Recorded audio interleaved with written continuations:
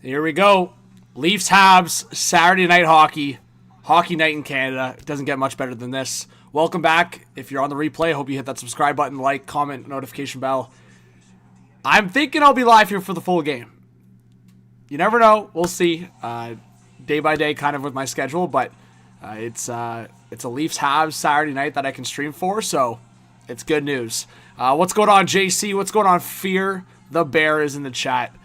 We are going to get, I think, a lot of people going. It's a Saturday night, like I said, and I think both these teams need a win desperately, so it's a big one. We already got 20 in the chat. Thanks, guys, for being here. What's up? Stefan, how's it going? Good to see you.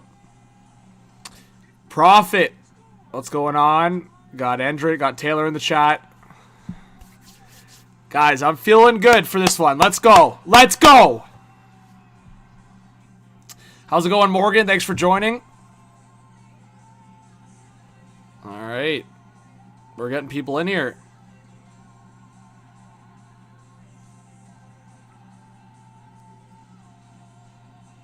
There we go. Hey, Rockfin, Kiriak, Folk, Irish, Roma. Wow, we got a lot of people joining on this Saturday night. How are you guys doing? Let's go. We already got 30 people in here. Let's go. It should be a good one. But yeah, guys, let me know your thoughts. I haven't really talked with too many people on here in terms of the overall season, so it's great to have you guys in here. Kyria says, hello from Greece. Thanks for being here. D-Folk says, let's go Pens versus the Kraken tonight. Irish is a Toronto fan in Edmonton. Roma says, I'll be watching Devils Flyers, but we'll be checking in here when something happens. There you go, Roma. And yeah, you know you can always hang out. I do not miss Justin Hall, Roma. No. Irish says, want to hear the puck hit the boards? Toronto fan in Cornwall, Ontario. Yeah, no, I don't miss Hall.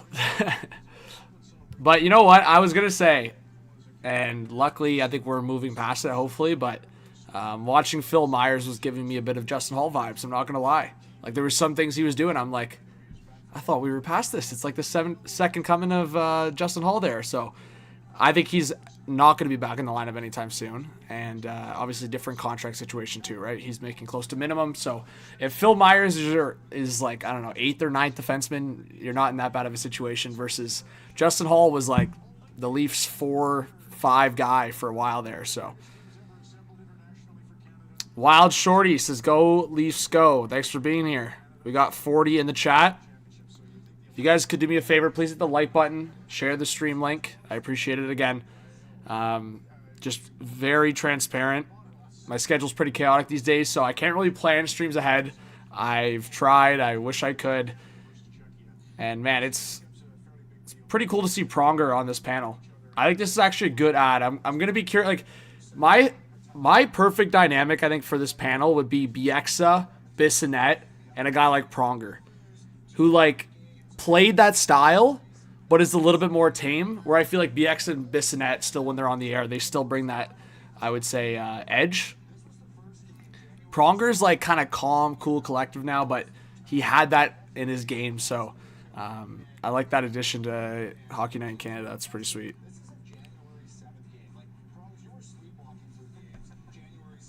Yeah, hopefully a Leafs dub. Habs fans, of course, are welcome to be in here. Fire some chirps. We like it. But yeah, honestly, guys, I'm trying to think of the last time I went live. I guess it was a couple weeks ago, but it was a short one. And yeah, I've been trying to post videos. Legend, thanks for being here. Says, hey, John, Leafs win 3-2. Yeah, get some early picks in. JC, please don't spam. Appreciate that.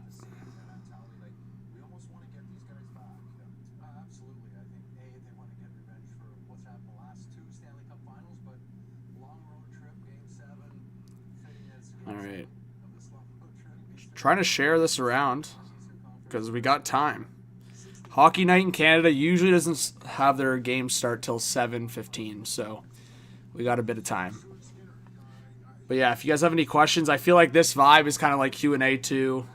So yeah, I wasn't sure I was going to go live, but I'm glad I made it happen. You're saying 3-1 Toronto. Yeah, I mean, I'll talk about it a little bit. Like, we can go through the lineups. I think there's a few different storylines to probably go over. Florian Xhekaj is making his debut for the Montreal Canadiens. I think he's going to be on the third line with Jake Evans and Josh Anderson, most likely. The Toronto Maple Leafs make a line change. They put Sammy Blais back in, I believe, on the fourth line, so Jacob Quillen comes out. If you look at the defense group, Toronto basically stays the same. Montreal trying to plug away with no Caden Gooley. And then a bigger storyline, I would say, for Habs fans is Montreal's goaltending has been struggling quite a bit. So wouldn't it be typical if the Leafs struggle to score tonight? But you know what? I think it's been a really hard season for Sam Montembeault. You go from a guy that was playing in Four Nations, a guy that was like rewind to a year and 2 months ago.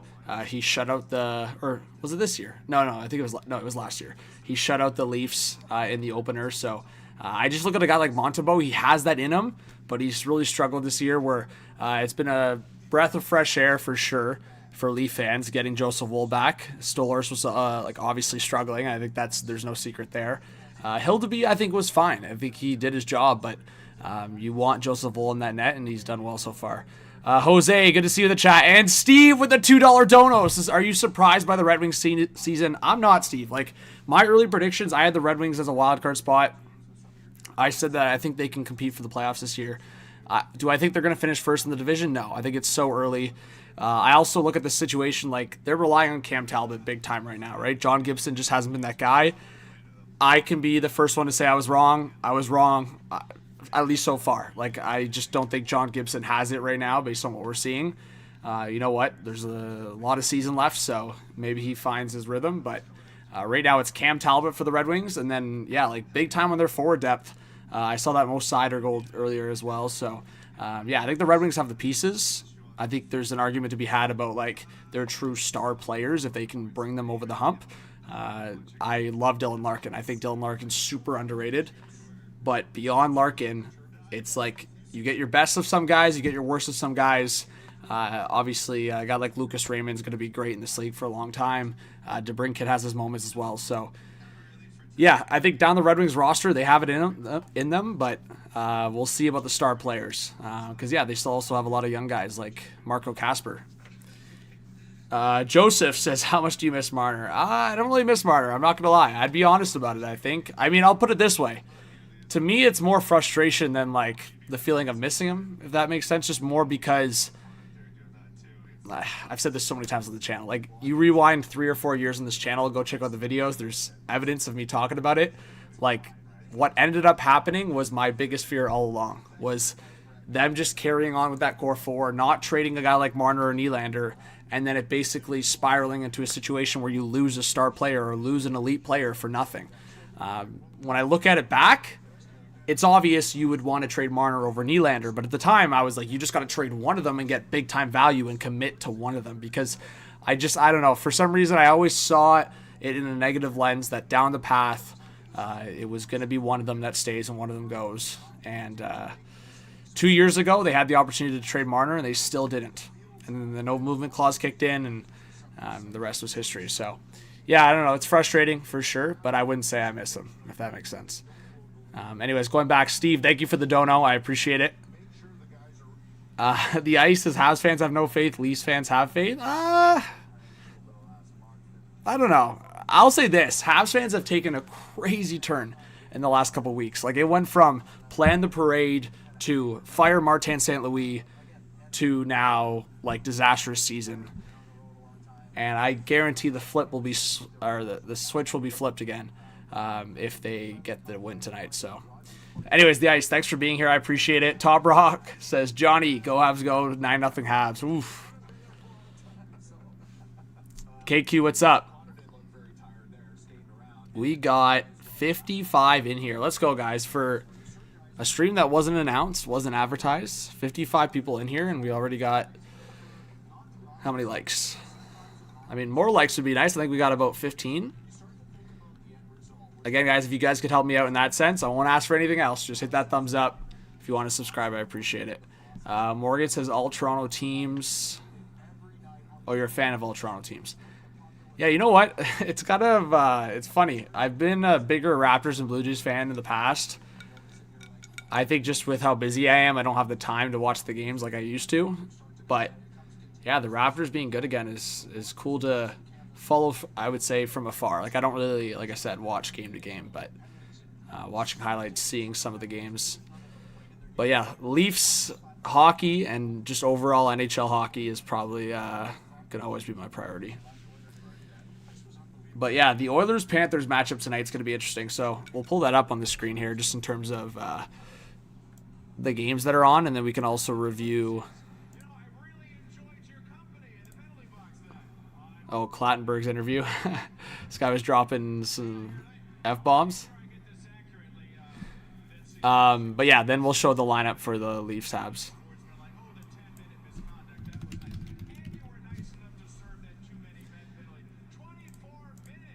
All right, so Blues Islanders. Blues won 2-1. I watched that game earlier. Red Wings won 4-3.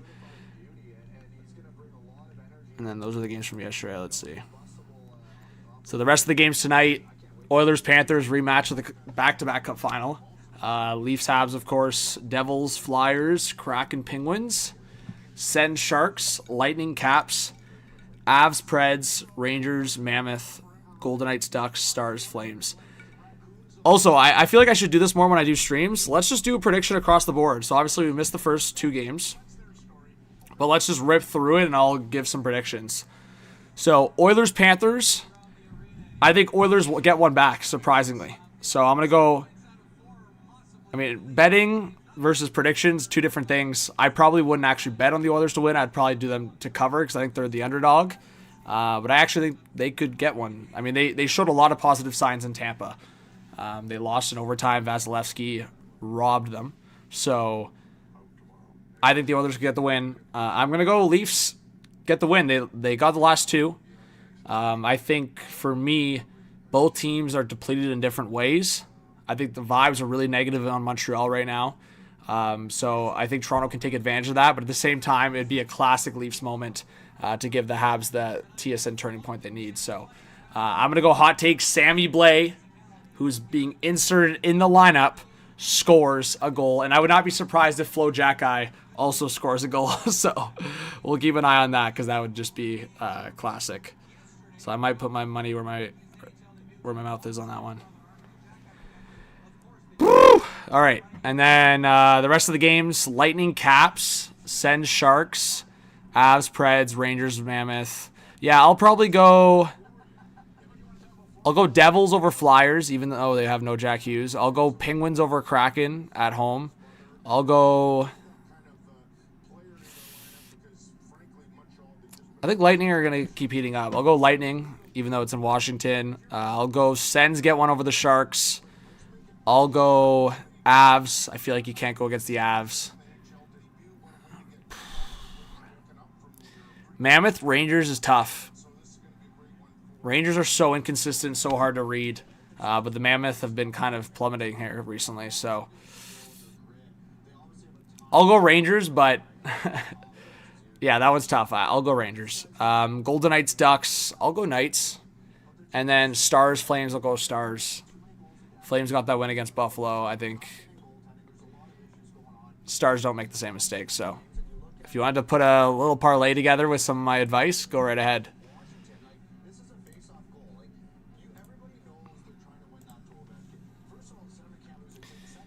All right, we got 60 in the chat. It's Florian Jack-Eye of the ice. Flo Jack-Eye. What's up, Racer? Thanks for being here. Hey, Joey, good to see ya. Prophet, I guess I answered your question. Yeah, I mean, I think that's a massive hot take. I think a more realistic prediction would be like a McMahon goal. I could see Bobby scoring tonight. But if I'm going real hot take, it'd be Sammy Blais. Yeah, Top Rock's got the pronunciation in the chat as well.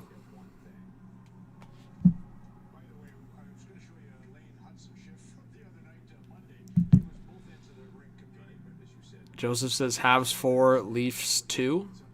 I could see it. All right. Yeah, I think Flo Jack-Eye getting a goal would be hype. But Give me like a Leafs 4-3 win. Yeah, Wi-Fi. Mini Wi-Fi. Ennis says you're welcome.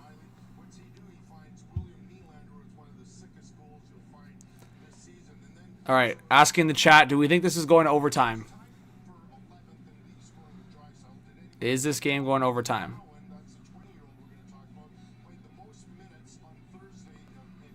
Prophet, would that be crazy?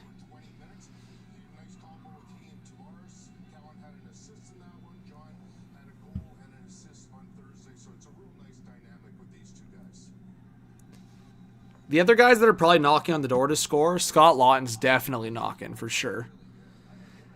I feel like Bobby hasn't scored in a couple games, so that's why I think McMahon's a safe bet. He's definitely a key secondary scorer right now with Matthews and Nyes out, so I could see McMahon getting one. But yeah, you can't go wrong with trying to bet on Tavares, Cowan, Nylander. Like, those guys are going to get massive opportunities to score in the offensive zone tonight. So, you know what? Actually, now that I think about it, Cowan did make a lot of comments about how he needs to finish and score more, or finish on those opportunities. So, I would not be surprised if Cowan pots one tonight, just with that in mind. Oh, I totally almost bet on Arbor to score by accident.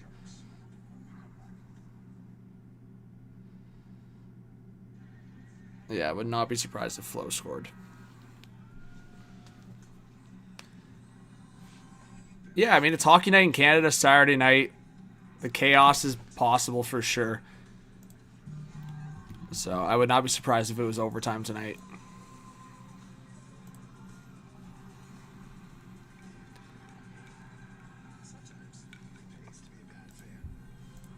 Probably should have checked the thumbnail and everything, but I think it looks good.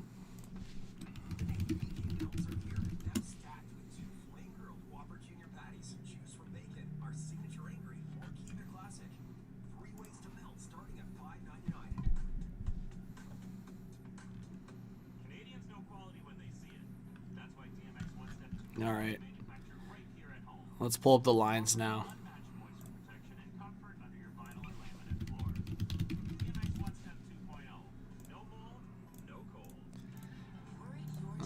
All right, here we go.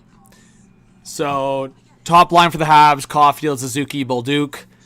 I'm pretty sure Bolduc's been on a rough stretch lately. I would not be surprised if he scores, just with the opportunity with Suzuki and Caulfield. I want to look at Bolduc's stats here, if it shows.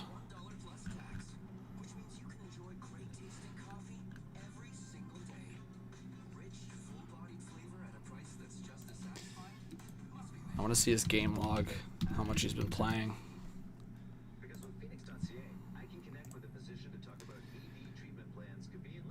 Yeah, look at this guy. Jeez, man. I knew he was on a bad stretch, but I didn't know it was this bad. I mean, he got an assist last game in an 8-4 loss.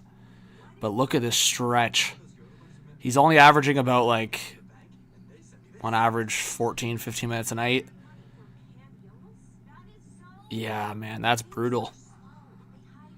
Guy hasn't scored since late October. Yeah, so I could see Bolduc scoring for sure. So those are probably my... I've kind of already ripped through some top candidates for Montreal Canadiens possible goal scorers. I mean, I think it's a good bet that this line will score tonight. So, for betting value, Bolduc's probably your guy. But obviously, it's probably a safer bet with Caulfield or Suzuki. But yeah, Bolduc's a guy to watch out for tonight. That second line definitely sneaky. Oliver Kapanen scored in Toronto earlier this season. I think that was a shorthanded goal. And then Flo Jack-Eye, as I mentioned, the debut with Jake Evans and Anderson. And then your fourth line, Davidson, Veleno, and Gallagher. Gallagher is probably going to be the main driver for that line. Veleno just hasn't had it this season. I haven't seen much of Davidson, I'm not going to lie, but brief stints, he's looked all right. But yeah, I think Veleno is kind of the punching bag right now in terms of just going for laps, not doing much on the ice. Matheson, Dobson, Hudson, Struble, Jack-Eye, Carrier. So, again, definitely a loss in terms of Caden Gooley, but I look at that defense core. It's not it's not bad. It's like your top three guys with Maston, Dobson, and Hudson. So you have those guys in place. Obviously, Gooley completes that top four, but could be worse. And then we'll go to...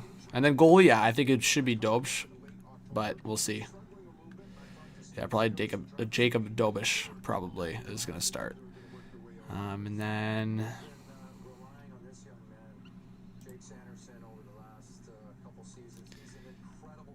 Why isn't it letting me scroll down here? All right, Leaf lines. Tavares, Yarncrow, and Nylander again. I think they're going to do the same thing they did last game. It's going to be probably Yarncrow in defensive situations. So when the face-off's in the Leaf zone, Yarncrow will be on with Tavares and Nylander. If it's in the offensive zone, I think there's a good bet it's going to be Cowan with Tavares and Nylander. McMahon, Domi, Robertson's going to be a line to watch out for tonight. Domi obviously had that massive giveaway in overtime against the Jackets, led to the Fantilli goal. So here's my thing with Domi. I've always been a defender of Domi. I think he is what he is. He also steps up in big moments in the playoffs. So I think that's why you cut him some slack, at least why I have cut him some slack. And I think anyone that's followed this channel knows that's my mentality on a lot of things in terms of hockey and just sports. You can have your liability or like the parts of your game that are liability, or you could have your flaws. But if you're stepping up in other ways, like in other facets of the game, you are stepping up in big ways. I can put up with it. And like Domi does it in some of the bigger ways, like playoff goals when you need it the most. He's done that a few times. So do I think Domi needs to be on the wing? 100%. He needs to be off that center position. But unfortunately for the Leafs, no Nick Waugh, no Austin Matthews. It puts you in a tough situation where you're putting Dakota Joshua at the center spot, and he's played barely any center the last couple of years. Like, if you look at when he was in Vancouver, he was mostly on the wing, on the third or fourth line. And now he's centering the fourth line with Michelli and Sammy Blais. Like, you could probably just call those guys like the misfits or the outcasts for tonight. Because Sammy Blais could get a hometown goal, and then the other two guys are like in kind of the doghouse with head coach Craig Berube. Surprisingly, Domi's not there yet, but I would say it's getting close. And the fact that he's putting Yarncrow in that situation shows how low risk Calle Yarncrow is. And they see it. I definitely see it. I actually don't even mind the decision, if I'm being honest, just based on the injuries and based on the situation the Leafs have kind of had to face here. Yarncrow probably should just be next to Lawton, and Cowan should be next to Tavares. And you give Cowan that consistent confidence. Like, I feel like right now Cowan's like, am I going to go on? Are they going to keep me out of that equation? Maybe the messaging is clear internally, but I think Lawton, Lorenz, and Yarncrow were kind of just an even line a lot of times when they were together. So I think you could run that. But I do understand that maybe Cowan gets some regular shifts with Lawton, and then specifically offensive zone starts. He's with Tavares and Nylander. But I think the biggest issue some fans have is the Domi part of it at the center spot and Jacob Quillen coming out, because that's a center that you could have kept in the lineup. So I'll get back to chat here. I don't want to miss your guys' comments. But that's my 2 cents on the lineup and the game tonight. Yo, Justin with the $10 dono. I really appreciate it. It says, hey, bro, I went to the Leafs vs. Boston on November 8th. Was that you throwing shirts or something at the game? Justin, probably, yeah. I work part-time at the Leafs, so doing different roles there, doing different things on the interactive and game crew. So, yeah, there's probably a good chance it was me if I was throwing you a shirt or something. Sam says, I am playing NHL 26 in franchise mode. Leafs already won 2 cups. You didn't change the lineup at all. Well, there you go. Sam's telling us something, guys. It's gonna be turned around. You know what? It's funny, and just a few other hellos. Logan, Trevor, thanks for joining, guys. We have currently 90 in the chat. Let's go. We're about 15 to 20 minutes away from puck drop, so I hope you guys stick around, and then we'll get the coverage going. But again, if you guys could, please give Justin a big shout out. Appreciate the 10. What was I saying? Just lost my train of thought. Anyways, hit that subscribe button if you guys haven't yet. Hit that like button. Oh, I remember what I was going to say. So, just talking to a lot of people and like based on the Leafs performance, you would think that Matthews and Nyes are just not on the team or not in the equation. To me, it's actually crazy. And like I've talked to other fans, and I just think some people are just so out of it. And I'm not trying to be aggressive in saying that. I'm just saying Austin Matthews and Matthew Nyes are not in this lineup right now. I understand it's no excuses. There's no moral victories at this point, but there becomes a point where you get past that line of like, okay, just put your hands up. Austin Matthews is one of the best centers in the league. I don't care what anyone says. The stretch he's had doesn't matter to me. Like, if you've watched Edmonton Oilers games recently, you could say that about Leon Draisaitl, right? So, for me, Matthews being a top 10 center 100% in this league, out of the lineup. Matthew Nyes, you could argue, probably a top 10 left winger in the Atlantic. Again, I didn't really think about that very clearly, but I would say Matthew Nyes is in that elite category for left wingers. So with those two guys out of the lineup, and no Chris Tanev, who most people would argue is the Leafs' best defender, I think that should be telling that there's going to be struggles. So, you know what? The Leafs got 3 out of the possible 4 points in the last 2 games. If they can pull out a victory tonight, it's a massive success in terms of the time that Matthews was out. I think at that point they'd beat about 500 since Matthews and Tanev and Nyes went down. So.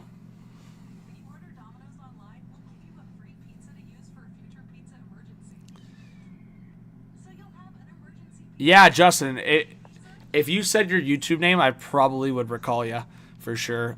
So yeah, next time if you can just wave or say hello, I think that's I would say that's bare minimum, but it's good. I think for me, at least if we said hello to each other. But yeah, if we could meet in the hallway, I think that's good too. But no, I get it. It's definitely chaotic at Leaf games, so no worries at all. Kevin says, good evening, boys. Here's to both of our teams having a good showing tonight. Yes, sir. Always fresh. Good to have you in the chat. Clutch, thanks for being here. Thomas, thanks for being here. We got 95 in the chat, guys. Keep spamming that like button, I should say, and comment. This is Dad's account.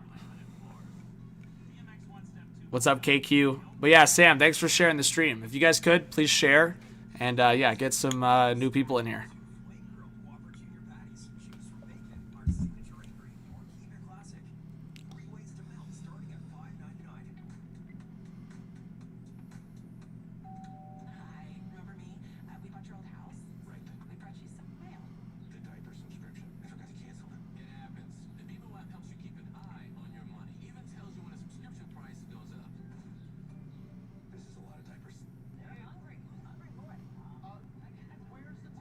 Sorry, guys, quick text update.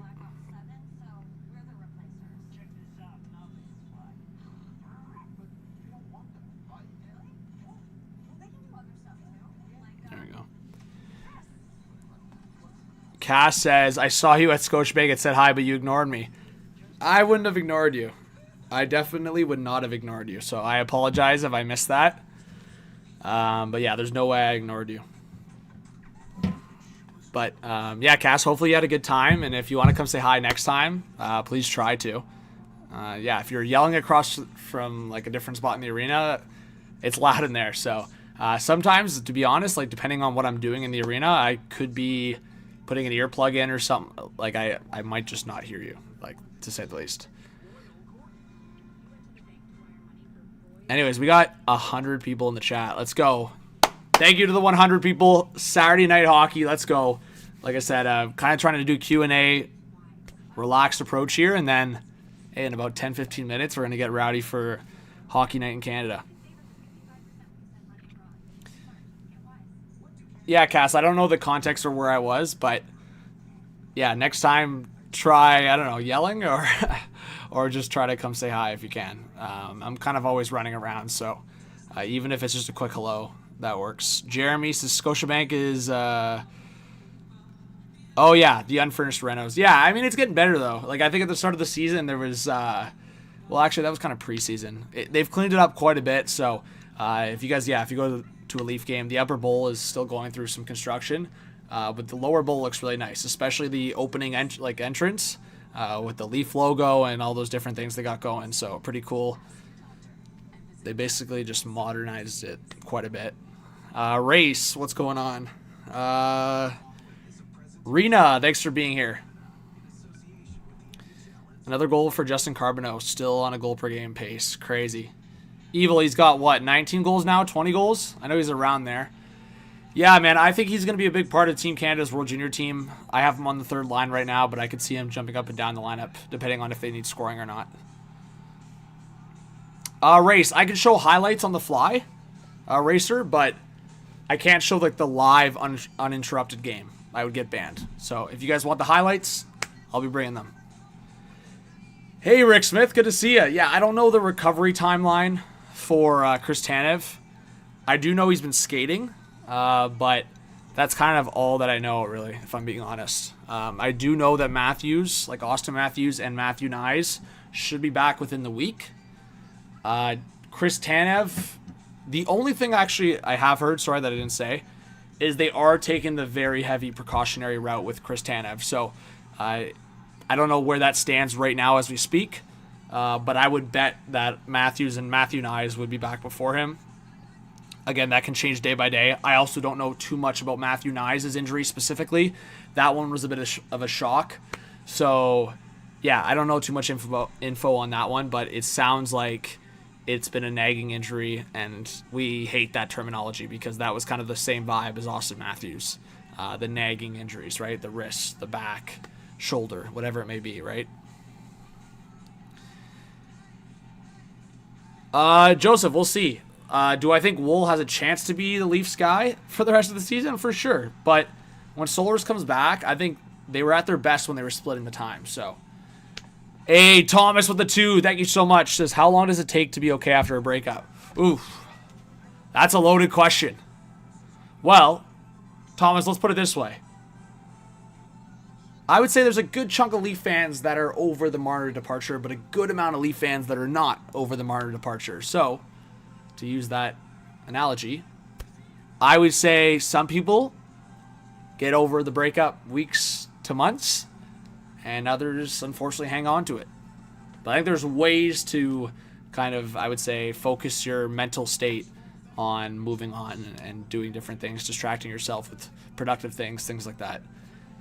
Catherine, what's going on? I can't show the uninterrupted game. I can show highlights. I will give you guys coverage. If you're okay with that, I hope you stick around. And it's something, right? Like, there's not going to be streams here on YouTube that are showing the uninterrupted full thing without getting banned. We are at 57.499. So if you guys could hit that subscribe button, I appreciate it. We need one subscriber to get to 57.5 again and keep going up. I appreciate it.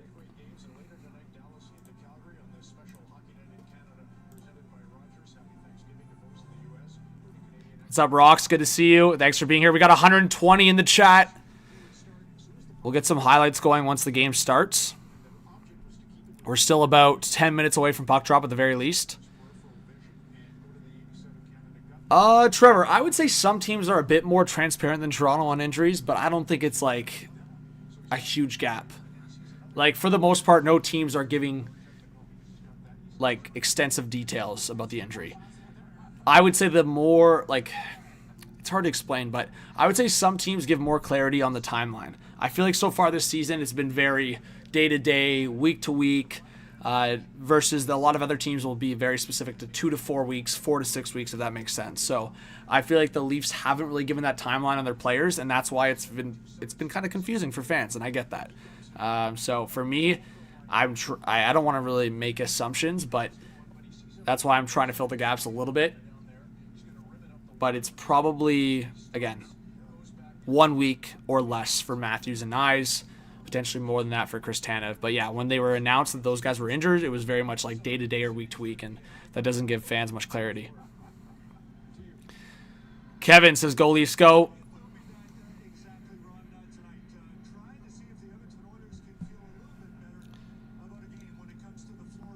Man, Oilers-Panthers is going to be a good one. We got to keep an eye on that one for sure.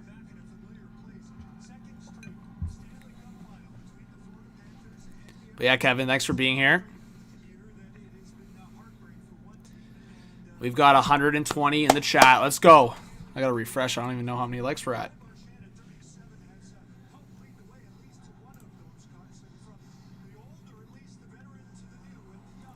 Let's go, guys. We need 6 more likes to 50. Let's go. I think we can do that. Let's go.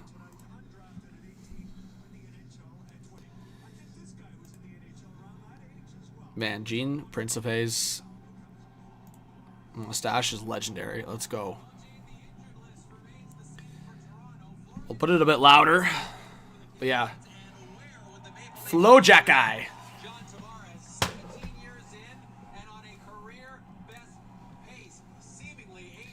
All right, quick question for the chat, guys, before we get into actual game predictions. Should John Tavares make Team Canada, yay or nay? Tavares, Team Canada Olympics, yay or nay?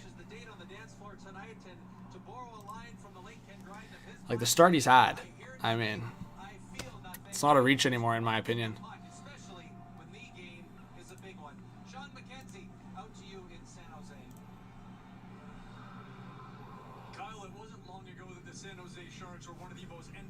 Again, guys, thanks for hanging out. We got 120 in the chat. Let's try to get 100 likes before puck drop. Patrick says, JK, yay. A lot of people are saying yay. I know there's a lot of Leaf fans in here. Joshua, what's going on? Thanks for being here. I would have Tavares as an extra forward at the very least. Like, he's a veteran. He's shown that he's one of the best players this year. Like, I just think there's so many levels to Tavares' game. The defensive ability, the face-off. Now they're scoring what he's been doing again this year. So, I think especially if you're going to bring some of the young guys like Bedard and Celebrini, I think you bring veterans like John Tavares, like Brad Marchand. I know people have talked about Marchand looking slow at Four Nations. There's no world where you don't bring Marchand, in my opinion. But yeah, anyways, guys, again, I know some people are asking about the game because they see it's 7:07 past that 7 p.m. point. Hockey night in Canada, Saturday night, it's never on time, and it really will never start, in my opinion, or like from at least my recollection, after or before 10 minutes after. So usually it's like about 7:15, 7:20. So we'll keep an eye on that. Leafs for the win. Patrick says JT, Domi, anytime goal combo. Ooh. Yeah, you know what? Domi could change the vibes of Leaf fans really quickly. Like, if Domi scores tonight against Montreal, Saturday night, like I said, hockey night in Canada, like, Leaf fans get that nostalgia of Ty Domi, like, just all the good feelings. I think that's an opportunity for Max Domi tonight to get one. Norman, thanks for being here. Joseph, what's your prediction for Oilers-Panthers tonight? Let me know. Let me know.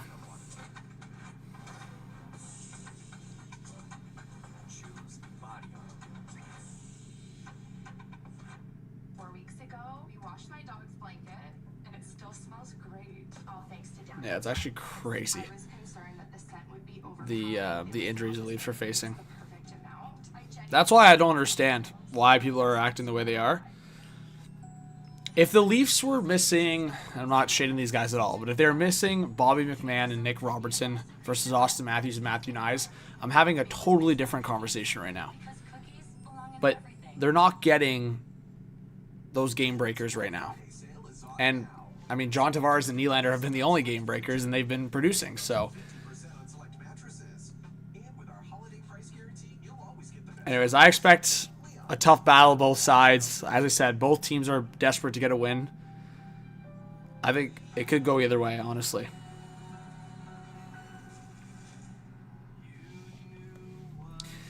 Stefan says, imagine if Darcy Tucker and Ty Domi and Matt Sundin and Gary Roberts added to this roster now. Yeah, like prime Tucker and Roberts with the skill would be elite. But at the same time, I mean, I've said this so many times on this channel. Matt Sundin, like, I was just mesmerized by him on the ice. Like, I was just amazed by him on the ice all the time. So, I don't know. I'd be very curious to see how Domi, like, Ty Domi, could he even play in this National Hockey League? I'm not trying to shame him at all. I'm just saying that Max has a lot more of the hands, the offensive production, but obviously doesn't do what Ty did at that time. Does it a little bit, but not to the extent for sure. Stinging Metal, good to see ya. Hey, buddy, good to see ya. Yes, you as well. Thanks for being here. It's great to see some familiar names in the chat. We got 127 in here, so you guys are the best. Again, I do apologize. I think based on what's going on with my schedule, work, all that, it's so impossible to give a heads up on when I can actually stream. So it's very much like short notice most of the time because I'm like, hey, I'm free and nothing popped up for work. Let's do it. I haven't really posted anything on Instagram, so I'm doing that now.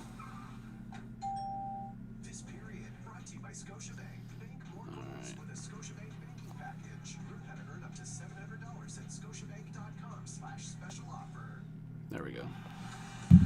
All right, guys, let's go. Let's get some picks going in the chat. Give me a 1 if you think the Leafs are going to win tonight. A 2 for Montreal. Let's see it in the chat. Mile High Joseph, thanks for being here.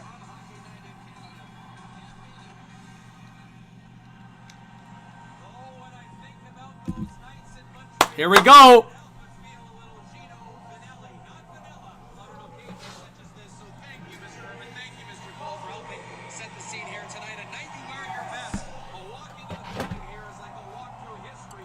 Ronnie says 1 for the Leafs. Rena. JC. Joseph says Leafs. The Panthers, Joseph says Habs. Rudy says Habs. Adam says Habs. We got some Habs fans rolling in the chat. Let's go, guys. Let's get up 100 likes. Let's do it. And thanks again for Justin and Steve for the donations. Appreciate it.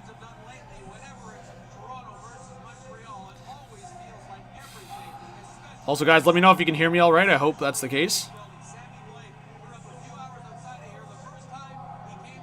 Let's go. Let's go. Woo!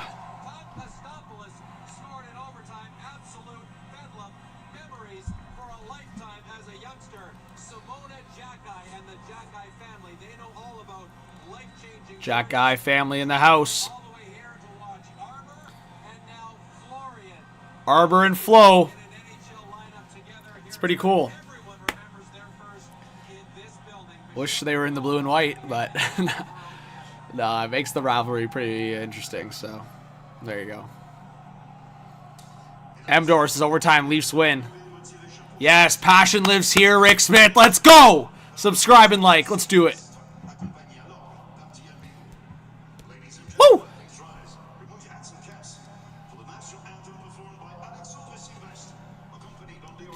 Make sure let's get X loaded here. All right.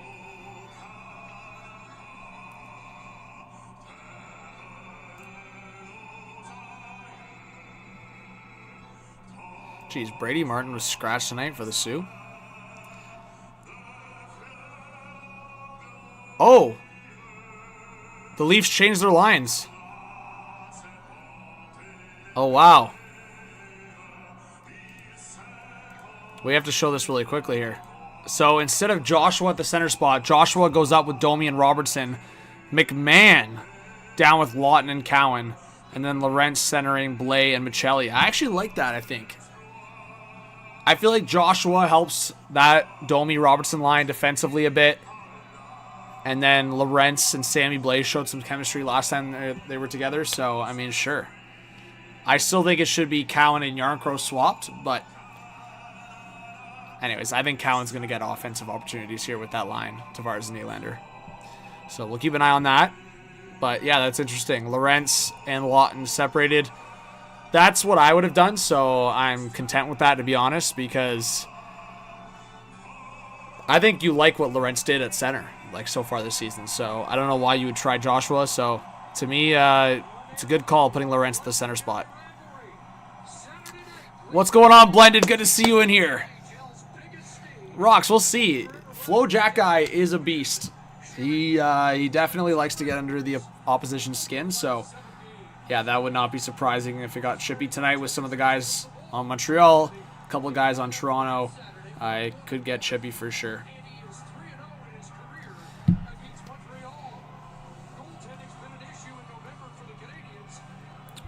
Yeah, Dobish's record's still good, 6-2-2, but he's got an .892 save percentage. Almost 3 goals against average. All right, get some goal score predictions in the chat as well, guys. I think this stream is going to be very much chill, but also some play-by-play, so we'll go through it. All right, here we go.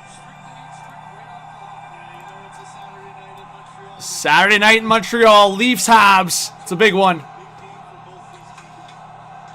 All right, Matheson around the boards in a defensive zone here. Quickly, it's in the neutral zone. Montreal recovers it. Joseph says Habs easy win. All right, we'll see. We'll see. Habs playing it forward. Deflects. Bobby McMahon there with some physicality. So that's an interesting line. McMahon, Lawton, and Cowan. We'll see how they do. McMahon dumps it in, so that line's on now. Puck around the boards. Cowan couldn't collect it, but kept in by Oliver Ekman-Larsson. Now it's Lawton down low, looking for McMahon in the corner. That's intercepted by Struble. Now a stretch pass for Demidov. Deflected forward. Slavkovsky tried to pick it up, and that's stolen by Easton Cowan briefly, but brought back by Demidov. I don't like that from Cowan, guys. I don't like it. Lawton in the neutral zone. Oh! Bobby McMahon lays a big hit! And there's a response. Here we go! Boom! There you go, Bobby! Oh, and they haven't stopped the play, but they're going at it. We love it. We love it. Let's go. That's hilarious. Bro, Bobby McMahon laying a big hit there, and Lawton getting in there as well. Dakota Mermis now for Toronto, playing it forward. Oh, this is a race for the puck. It's Nick Robertson, and Robertson goes on the inside because probably worried Arbor Jacki is going to destroy him. So maybe he made the right call, but I feel like some fans are going to be on him. It's going to be like a Marner comparison, maybe. Oh! Flo Jacki, a hit on Stetcher. Oh, it's getting chippy. Arbor and Flo were on at the same time. That's pretty cool. We got 140 in the chat, guys. Hit that subscribe button. Hit that like. Good start to this game. I don't know if there's been a shot on net yet, but back and forth. Arbor across. Carrier down low. Back up to the top for Arbor. Jacki, a shot deflected. Stopped by Joseph Wool, and he'll hold on. So that's the first shot on net, I believe. And it was a point shot from Arbor after Flo Jacki got a hit there on the forecheck. He crushed Stetcher. Whew.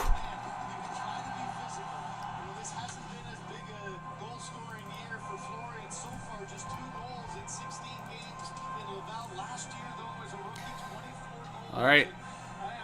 Face off to the left of Joseph Wool in the defensive zone for Toronto. Veleno's knocked out of the draw. Interesting choice from Martin St. Louis, putting the fourth line on for Montreal, but watch, then they'll score. So, but Lane Hudson is on. Jake McCabe now trying to break out the puck for Toronto. It's Michelli. Now it's Blais for Lorentz.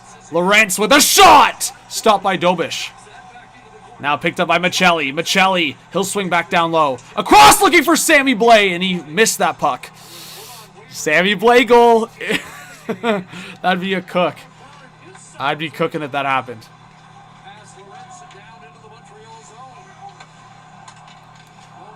Yeah, thanks, Rena. I mean, like I said, I'm pretty chill on the play-by-play right now, but thank you. We got a full tilt, go Habs go in the Bell Center right now. Now Caulfield through the neutral zone on the left side. Tavares gets a piece of him, now back around the net. Morgan Riley playing it for Nylander. That got past him, and now it's a race with Yarncrow going after it. Icing waved off. Matheson there, but he loses it. Now Yarncrow. Great defensive play by Yarncrow. Let's go. See? There's Callie. Now Riley, a sauce to Tavares. Back to Riley. Now he'll feed it to the right for Nylander. Nylander retreated to the neutral zone, and his pass broken up by Gallagher. And the Leafs will have to reset as the Habs gain possession. Guys, we're about 30 likes away from 100. That would be pretty cool. Matheson looking to the left. Picked up here by Demidov. Ivan Demidov stops up around Lawton. Now into the slot for Suzuki. That was blocked by Riley. Now Lawton to the right side. Forward from McMahon to Cowan. Here comes Easton Cowan. Cowan stops up. Oh, this could be a moment here. Cowan for McCabe. Stopped by Dobish. What a play by Easton Cowan. And Jake McCabe stopped by Dobish. Woo! What a play by Cowan. The confidence is rising. Let's go. McCabe now to the right side. So they didn't register that Jack-Eye shot as a shot on net. I guess it took a deflection. Domi forward for Nick Robertson. Now it's a long shot. Joshua looking in front! And Joshua stopped by Dobish on the wraparound. And he's having a chat with Jack-Eye. Wow.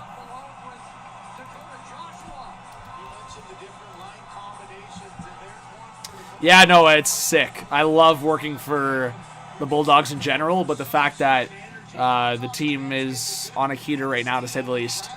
If you guys want to do some fun homework, go look at what the Brantford Bulldogs are doing in the Ontario Hockey League, the OHL. It's fun to be a part of, for sure. But, hey, no jinx, knock on wood.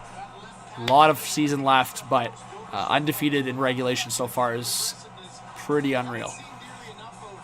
But, yes, this is back and forth hockey right now. We're not even 5 minutes into the first, so that's a good sign for the rest of the game. We got 140 in the chat. We got KQ with the kind words. Appreciate it. A deflection off the draw. So quickly, the puck out of Montreal zone. There was an opportunity for Toronto to get something going again there. Here's the reset. Carrier looking up the middle. That was knocked down. And Joshua gave it away. And now it's Troy Stetcher, recent waiver claim, trying to start things up for Toronto. Now it's Max Domi. He'll flick into the offensive zone, out of the neutral zone. He hits Arbor Jack-Eye there off the puck. But not enough to disrupt the play as the Habs get the puck out. OEL now on the right side, and oh! Get off the tracks. Jeez, Flo Jack-Eye, man. Guys got to get at him. And there we go. Sammy Blay gets a hit there on Jack-Eye. Not as effective as Jack-Eye's hit, but enough to send a message. Lorentz now on the forecheck. Picked up by Sammy Blay. Blay with a shot deflected and out of play. Good shift from the fourth line. It transitioned out of the Joshua McMahon Robertson line into the fourth line for Toronto. And they have a really effective offensive zone shift. And this is the opportunity where you put Tavares, Nylander, and Cowan on to try to catch them. Yes, passion lives here. Let's go. Ace space, appreciate it. Sammy Blay is facing up against Arbor there. All right, that's a great fourth line shift there. Lorentz and Sammy Blay's combo, guys. Keep an eye on that this season, because if the Leafs want to move on from guys like Joshua and Michelli, Lorentz and Blay might be a duo on the fourth line. But interesting. So Berube keeps Tavares, Nylander, and Yarncrow together for this offensive zone faceoff. I don't agree with that. I understand it's early in the game, but it's also an opportunity to get them up early in the game. So Cowan should be on this line right now, in my opinion. We'll see. It's Bolduc against Nylander. Nylander wins the draw. Tavares out to the left for Simone Benoit shot, and that's corralled by Jacob Dobish. I don't mind the shot. I just feel like you win the offensive zone, face off, try to get some possession going. But you know what? I don't want to say that too because, hey, Simone Benoit scored on that exact same play in the Ottawa series to put them up 3-0, so. All right, McCabe now, he gets hit. He tries to swing it up the left side for Benoit. Benoit now tied up by Caulfield. Puck still in the Leaf zone here. McCabe trying to get it out. Now forward for Nylander. Nylander creating some space for himself. He'll get it forward for Benoit, and Benoit will knock it in. The Cats score. It's already 1-1 in that game, eh? Who scored for the Oilers? I missed it. Tavares now on the forecheck against Matheson.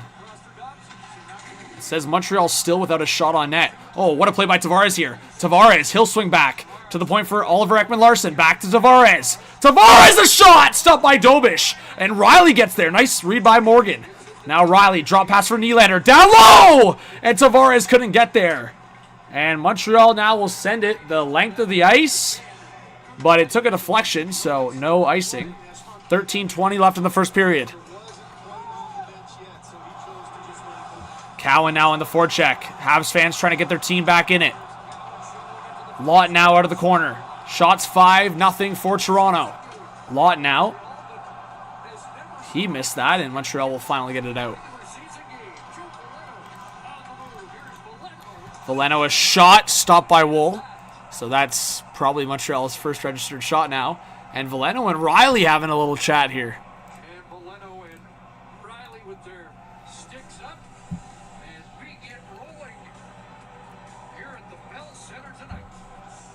Let's go, guys. Let's go. Let us know if you're in the chat.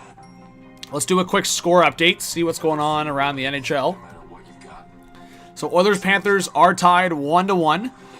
Goals scored by Jack Roslovic from the Edmonton Oilers and Anton Lundell from the Florida Panthers. Of course, as you see, Leafs-Habs are still 0-0. Devils-Flyers 0-0, 7 minutes into that one. Kraken Penguins 0-0, 12 minutes into that one. And Lightning Capitals. High scoring first period so far. It's not even halfway through that first period. And the Lightning are up 2-1. Goals scored by Brandon Hagel from the Lightning and Oliver Bjorkstrand. And from the Capitals, Justin Sordif, who they acquired from the Panthers in the offseason. So he gets on the board. And Tom Wilson gets another point, guys. So, with that, question in the chat. Should Tom Wilson make Team Canada? Let us know in the chat, yay or nay. Should Tom Wilson make Team Canada for the Olympics? When you bet with Sports Interaction, it's not always about team loyalty. Oh, thank you for the update. It's 2-1 Oilers. They just scored. John, the Stanley Cup's awarded in June. Hey, we need 25 more likes to 100. We're getting close. The only problem with the volume up like this is the commercials. Young Jazz says, hey, John. Hey, Young Jazz. Good to see you in the chat. Thanks for being here.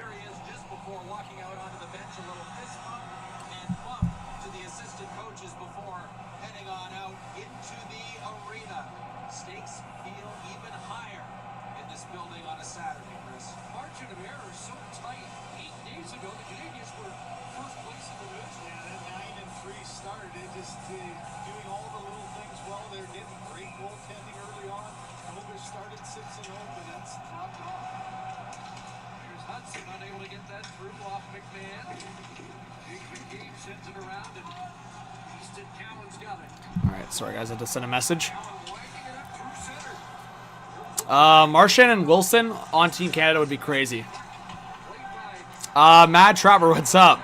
Welcome if you're a new subscriber. Oh, it's going to be a 3-on-2 for the Habs. Good defensive play by Lawton. But, yeah, Tom Wilson's doing really well. Like, not just a grinder. He's been really productive offensively and just beast as always. So, no, Tom Wilson would not be a bad option for Team Canada, but there's so many options. Ooh, Lawton knocked down Slavkovsky, and Slavkovsky has a couple words to say. Bro, I love Scott Lawton, guys. Who else is a big fan of Scott Lawton? Also, I'll make this statement again. I fully stand with my initial take of saying I like the Lawton trade better than the Carlo trade. Again, it's early. There's still a full season to be played, but to me, Minton was always the much more valuable prospect than Gulbenkian. We'll see how their careers pan out, but I'll just put it this way. The Leafs could use a Fraser Minton right now. They definitely could. Because Max Domi's playing center, and I would much rather have Fraser Minton playing center. All right, Habs in the offensive zone. It's a tie-up. Coming up with it is Dakota Joshua. Joshua hit by... or Jack-Eye hit by Joshua. Now here comes Gallagher with a shot. Blocker save by Joseph Wool. Wool's made a couple good saves here to start this first period. Gallagher now spinning around. Oh, OEL having a little chat there. We love when OEL gets chippy. Let's go. Uh-oh, here comes Gallagher. Gallagher against OEL, and that's stopped by Wool. And OEL having a little chat with Gallagher. Because I don't know what happened with OEL there. He, like, dropped off out of the picture. Let's see here. He's talking to the ref. I don't know if he got his stick slashed out of his hand or what happened with OEL here, but let's see. Oh! Yo! Carrier slashes OEL from the back of the legs. Are you kidding me? Wow.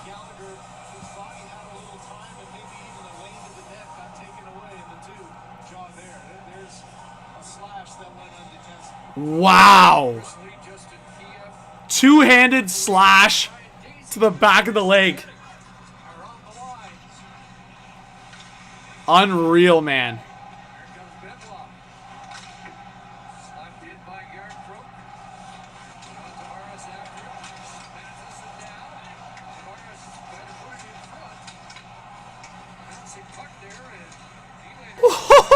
That's a crazy non-call there. Oh, yeah, Rena. Lawton plays for the badge. Lawton plays for the logo on the front. Like, even when he's struggling, he's got that motor going. Man, I swear every line change, there's a guy knocking another guy. Like, it's getting chippy there at the benches. All right, Michelli trying to play it forward. Oh, this could be a chance for Toronto. Ah, man, Michelli. Anyways, Habs ice it, so this is another opportunity to get the big boys out. I think Nylander and Tavares were just on, so we'll see if they get sent back over the boards, but I doubt it. I would say you probably put Robertson and... Oh! Bolduc gave Nylander a shot, and Nylander gave one right back. It's getting chippy. See, that one, I'm glad they didn't put Nylander and Bolduc in the box. Obviously, that'd be a horrible trade-off for Toronto, but let that stuff go. Little shots. But that slash to the back of the legs is crazy. Sammy Blais at the half wall. Leafs trying to get possession fresh off that face-off win. But now Montreal will clear it. See, like, I just don't love that decision from Berube. I understand the fourth line's been buzzing, but offensive zone, get a guy that has, like, a legit shot threat. And that's like a Nick Robertson.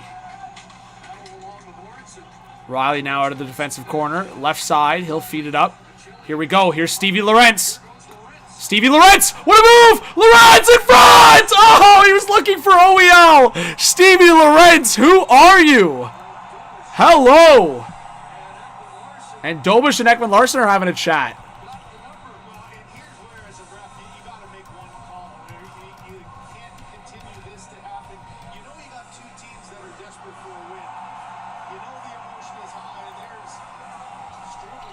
Man, what a play by Lorentz. Yo! Struble cross-checked OEL in the face. Bro, surely they're calling one of these. Oh, they did call it, finally. Struble, you're out of it and you're complaining. You cross-checked the guy to the face.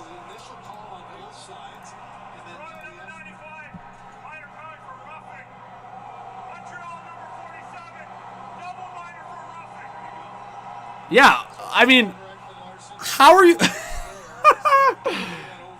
I mean, I'll give the Bell Center House fans always credit. They are always buzzing in that barn. But it doesn't mean it's the most intelligent buzz. Bro, what OEL did versus what Struble and Anderson did is like night and day. OEL gives like a little shot. Anderson gives a cross-check to OEL's back. Which, that could have been 2 each. That evens it out. And then Struble comes in with a shot right to the face.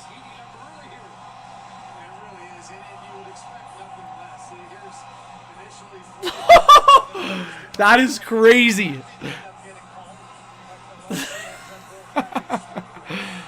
Gallagher, come on, buddy. I'm like, let's be for real for a second. Let's not be biased for a second. The shot to the face is crazy.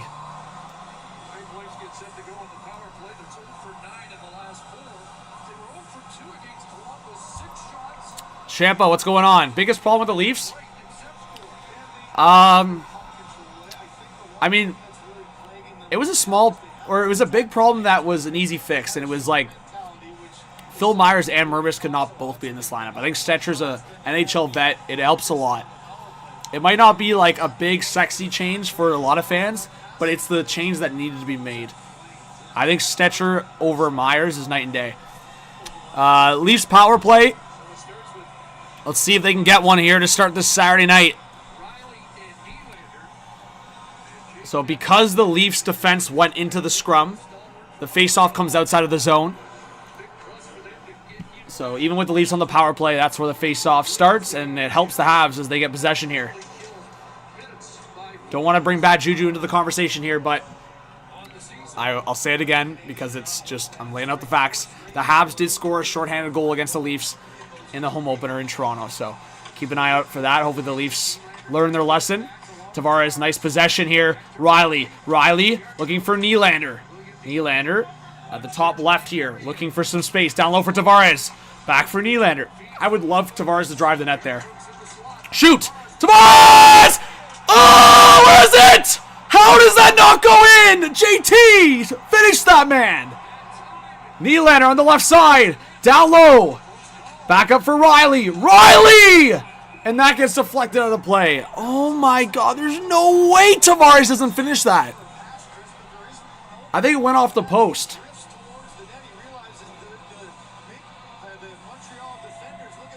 Let's see. Off the bar!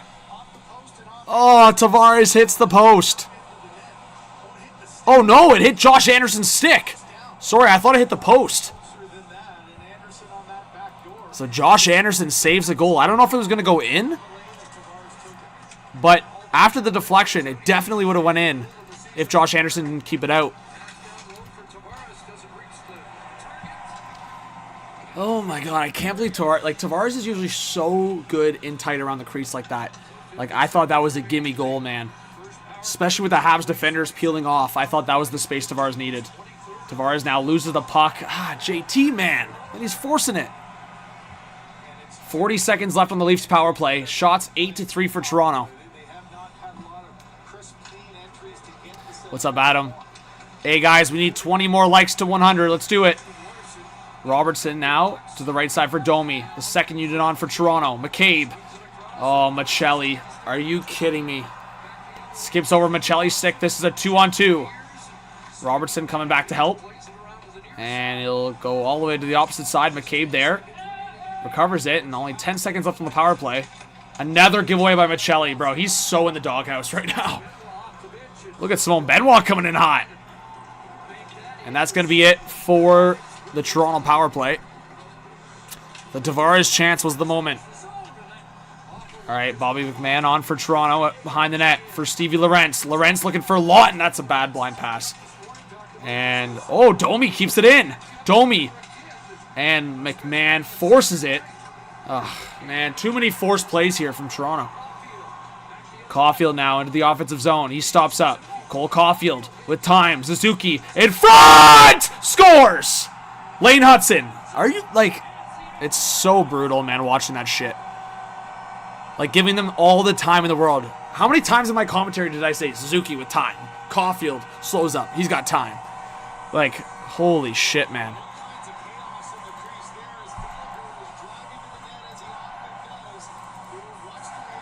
How's it going, Gerald?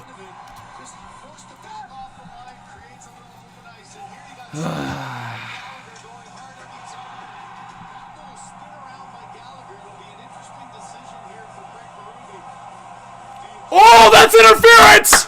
That's goalie interference. Challenge that. That's for sure. Berube, challenge that. I did not see that. That 100% impedes his movement to make that save.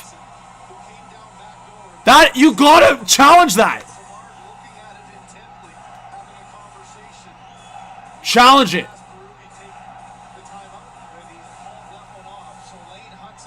Challenge that. What are we doing? No way. Not gonna risk it. What are we doing?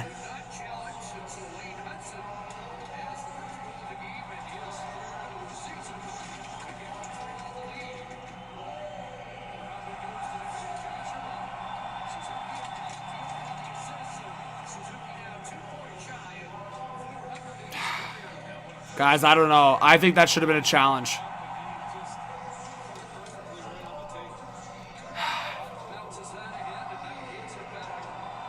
Man, Gallagher slides into the net. I did not see that from the other angle. His two legs go right into Wool's left pad. We'll show the highlight, guys, but I think that's got to be a challenge there.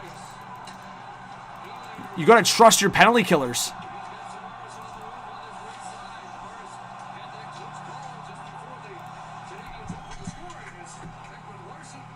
I don't know. I think you challenge that.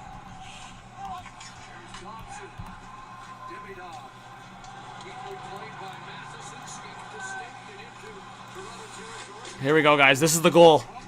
Promise you guys the highlight. So look, all the time Caulfield, all the time Suzuki. Look at Gallagher come in. Watch Gallagher. Look, Wool's trying to slide across to make the save. And Habs just score again. It's 2-0. But look at this. Right as Wool is trying to slide over. Look who's in his way as the shot's coming on. And then the Habs score anyways. This is why it drives me nuts. Challenge that. You challenge that. Yeah, you know what? You give up the penalty kill. If you're wrong, well, the Habs score anyways. So, and Dobson scores the point shot with Riley and Tavares screening, looks like. Morgan, what are you doing, man? Oh, it deflected. It deflected. I think it deflected off Nylander's stick.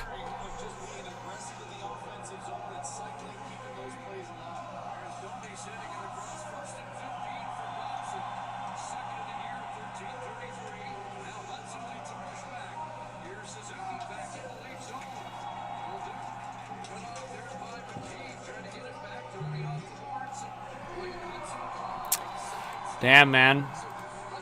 This went sideways pretty quickly, eh? Crazy.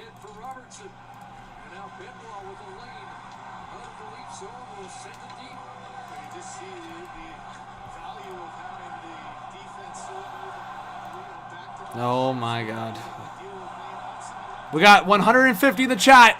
Hit that subscribe button if you guys are new. Hit that like button. We need 18 more likes to 100. Darkness. Darkness. Perfect timing. No Austin Matthews. No Matthew Nyes.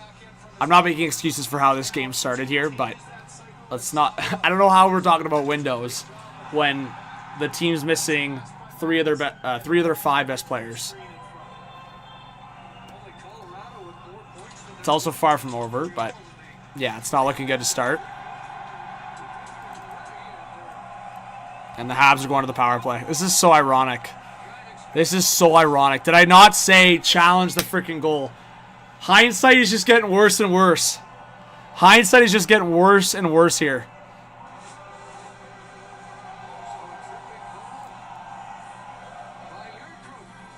That looked like a friggin' dive from Gallagher. Are you kidding me? That's... oh my goodness, man. What's up, Jeremy? What's up?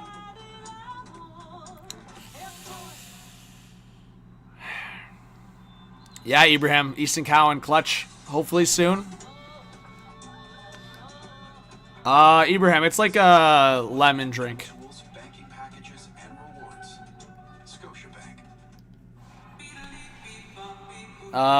Champ says, are you confident the Leafs can bounce back when Matthews and all the other guys come back? Yeah, but they can still bounce back right now.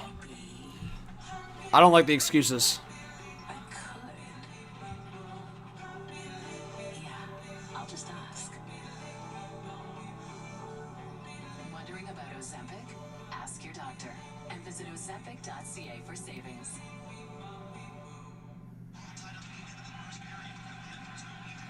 When you bet with Sports Interaction, it's not always about team loyalty. All right, let us know your guys' thoughts. It's crazy, man.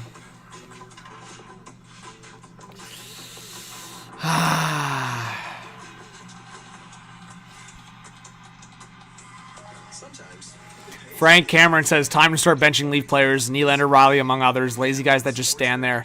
Would rather be without their goals and leave them sitting upstairs. Lazy buggers. Wow.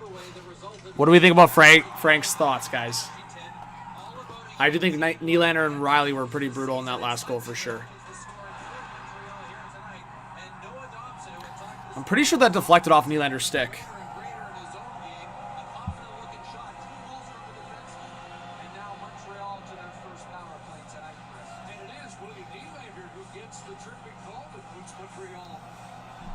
Nylander. So they gave it to Nylander, not Yarncrow. So I guess that's why Gallagher fell the way he did. I guess it was Nylander.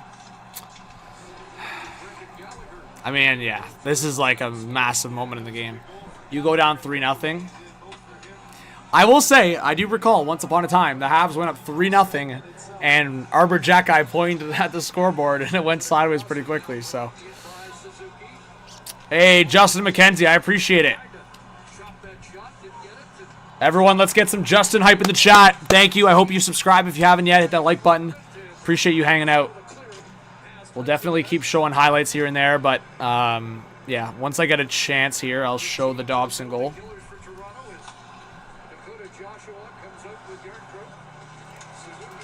Next whistle, we'll show the Dobson goal for you guys.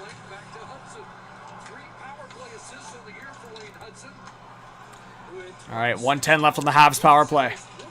Hudson across to Suzuki. Suzuki looking across! Demidov missed out the far side. I think Demidov had a wide open net, it looked like. That should have been 3-0. Demidov back for Hudson. Hudson to the left side. Suzuki up top. Suzuki waiting. Down low. Caulfield. Suzuki. Back into the blue line. Hudson. Suzuki. Waiting still. And his pass gets deflected, but Demidov recovers. 40 left on the power play. Demidov spinning around. Oh, great play by McCabe. I was saying McCabe and McMahon at the same time. But good play by McCabe there. See, I don't love that, though. Like, keep possession a little bit more. I know it's a penalty kill, but Habs needed the change. Stretch pass for Suzuki. He stays on to the slot. A shot! Oh, my. And Kapanen just missed over the net. Get it out. 10 left. Stetcher gets in there. Now behind the net. Mermis, a chance to clear it! And he just does. Oh, my. Dobson couldn't keep it in. Now Nylander out of the box. Leafs kill the penalty. Dobson coming in. A shot! Deflected off Mermis. I think it hit him in the face. And Wool gets the save and he holds on. Mermis looks like he's in discomfort.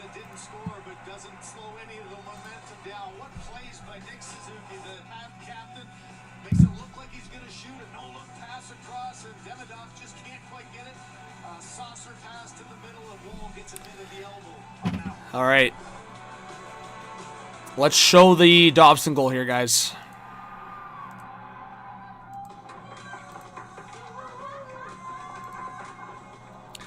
So you guys will see it here. Lines up for the slap shot, and it looked like it got deflected there. There's no good. We'll see if the Leafs can get one back. Power play is over, so they'll have some time here to get one back going into the intermission. It's probably your biggest message from Berube at this media timeout. Don't worry about the deficit. Get one back. Lots of time left. All right, let's go back to the chat here. We've got 135 in here. Let's see. Sharm says, need Jack McBain. Yeah, McBain, McCabe, McMahon. Is there anyone else that's a little tongue twister there? Oh my God, imagine the Leafs had Jared McCann. I mean, hey, if Kyle Dubas didn't decide to protect Justin Hall and well, I mean, Kerfoot, whatever. But protecting Justin Hall and Kerfoot when you could have kept Jared McCann. But imagine McCann, McMahon, McCabe, and McBain. Oh, I would feel so bad for whoever's doing nationally covered play-by-play, because that would be tough if all four of those guys are on the ice at the same time. Oh, and McDavid, yeah. But we only had one D-man in there, so it'd have to be like a power play. I was trying to think if there's a defenseman that has like an MC. Like outside of McCabe.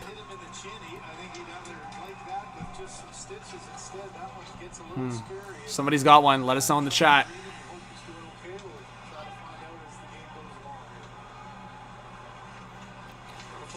All right, Habs breaking it out here. We got under 3 to go now in this first period. We need 10 more likes. Tavares trying to play it forward here for Cowan. Cowan for Riley. Morgan gets to the center, and he'll dump it in. Cowan got hit there, so that's what the crowd reacted to. Riley now waiting. He'll send it back for McCabe. 2.5 left in the first period. Shots 10-8 for Toronto. Pilgor, thanks for subscribing. Alright. Joshua trying to drive the net. Out of the corner. Back to the blue line. Long one. That's deflected wide.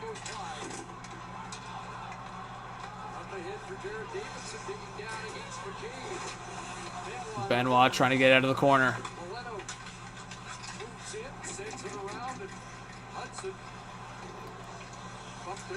Hudson down low. Woo! It's getting physical. McCabe gets a hit in there. Long shot deflected. Oh my god. The Leafs almost got another one against with the deflection. Struble now. Hudson, a long shot that hit McCabe in front. Gallagher's such a menace in front of the net. Now Veleno on the short side off the side of the net. Robertson gets knocked down by Veleno. Jeez, man. This is such a disaster. Arista, I can't show the game consistently, but I showed the goals. I'm showing the highlights when I can. It's getting chippy. Joshua now can't get it out. Are you kidding me? You cannot be serious. That puck has to get out there. He has all the time in the world. Oh my god, that's ridiculous. And Michelli too now. This is actually crazy. This is crazy, Joshua! That puck so should have been out. Unreal, man. That went on for another 40 seconds because this guy doesn't get the puck out. Man, Michelli is in... I can't believe these low-risk, whatever you want to call it, man. These ads have just not panned out. The only one that I've... he's hurt now, so it's kind of like whatever. But I think Nick Waugh has real potential to be something for Toronto down the stretch and in the playoffs. But the other guys are just not showing it right now. All right, we're down to seconds here. Habs fans giving their team a little cheer. Nylander. He gets it poked away. 3, 2. Habs coming in. 1. Oh. Davidoff just missed. Oh boy, man. That was all Montreal, guys, in that second half of the first period. What a disaster.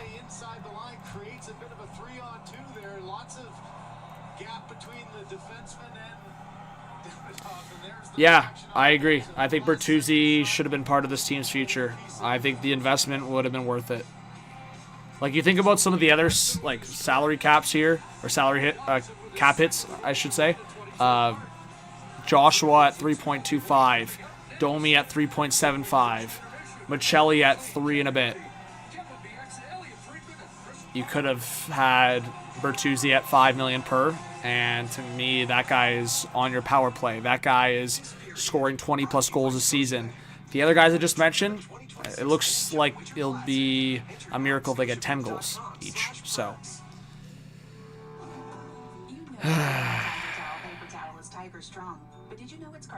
it's frustrating. Like, those 3 guys combined are like 10 million. It's actually crazy when you think about it.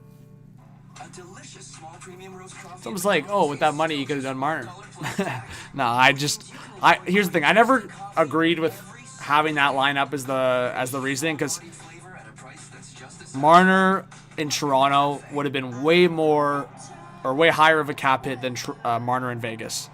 Marner was, 12.5 in Vegas? I heard it was going to be as high as 14 in Toronto, maybe even higher. So I know there's so many conversations about the Leafs should have kept Marner. The Leafs have done nothing with Marner, and he would have cost over $14 million. So how I look at it is, well, the Leafs got to keep Tavares for under $4.5 million. Tavares is only $600,000 against the salary cap more than Domi, as an example. So a $600K cap hit difference between Tavares and Domi is nuts. It's ridiculous. And also Nyes, right? Matthew Nyes, once he gets back healthy, that's a really good deal, I think, long-term too. So do I wish Bertuzzi was still here? Of course. Do I wish Hyman was still here? Of course. I think Bertuzzi and Hyman on this team, with Marner moving on and not having Michelli, Joshua, and Domi, I wouldn't even mind Domi. Like I said, I think Domi needs to be isolated and in the right situations. Offensive zone situations, keep him as a winger. I think he is fine because he does big things in playoffs or scores big goals in playoffs. And I think you need that. You need that because a lot of other players on this team or players that used to be on this team could not do that. Again, if you want to just have a nice little laugh, go look at Mitch Marner in games 5, 6, and 7 in the playoffs. The evidence is there. It's just fact. It's not opinion. It's fact. And Domi, I'd have to take a guess, but in terms of games 6 and 7, he probably has like 5 goals to his name. If you add games 5 to that list, there's probably a couple more. But considering what Marner's provided in games 6 and 7 versus what Domi's provided in games 6 and 7, obviously you're taking Marner a million times out of a million times on your roster, of course. But what I'm saying is you put up with the liabilities of certain players for what they do bring in a positive way. Domi brings goals in big moments in the playoffs. So if I could do a little substitute, a little switcheroo, it would be Hyman and Bertuzzi in. It would be Michelli, Joshua, and Nick Waugh out. And, yeah. To me, the only problem there is your center depth. But right now, Lorentz is showing that he can be a good fourth liner. Or a good fourth line center, I should say. So if your center depth was Matthews, Tavares, Lawton, and Lorentz going into the season, I don't think you're too upset about that if you have Hyman and Bertuzzi in the picture. Because then your top 3 left wingers are likely Nyes, Hyman, Bertuzzi. And then your top 3 right wingers are Nylander, Cowan, Robertson. That's pretty good. Well, Rena, I don't know if I agree with that one because they traded Sandin and got Easton Cowan out of that first-round pick, and I think that's a pretty good I was going to say consolation. I don't even think consolation is the right word for that because I think right now in terms of asset management, I would rather Cowan than Rasmus Sandin. I don't even think that's a hot take. Like, I understand Leafs need a puck mover a lot right now, but I just don't think Sandin moves the needle that much for this Leaf team. I think he'd be valuable for sure. He'd probably be actually a good partner with Oliver Ekman-Larsson, but then again, they're 2 left shot guys, so.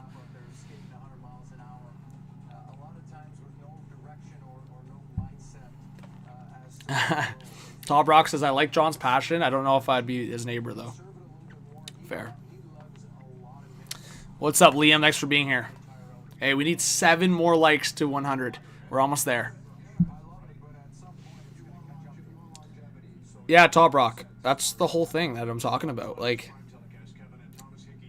there's no excuses. There really is no excuses. But when a team is missing 3 of their... I said 5. I'll say 6. The Leafs are missing 3 of their top 6 players. I think that's a massive, massive hole. And that shouldn't be a hot take either.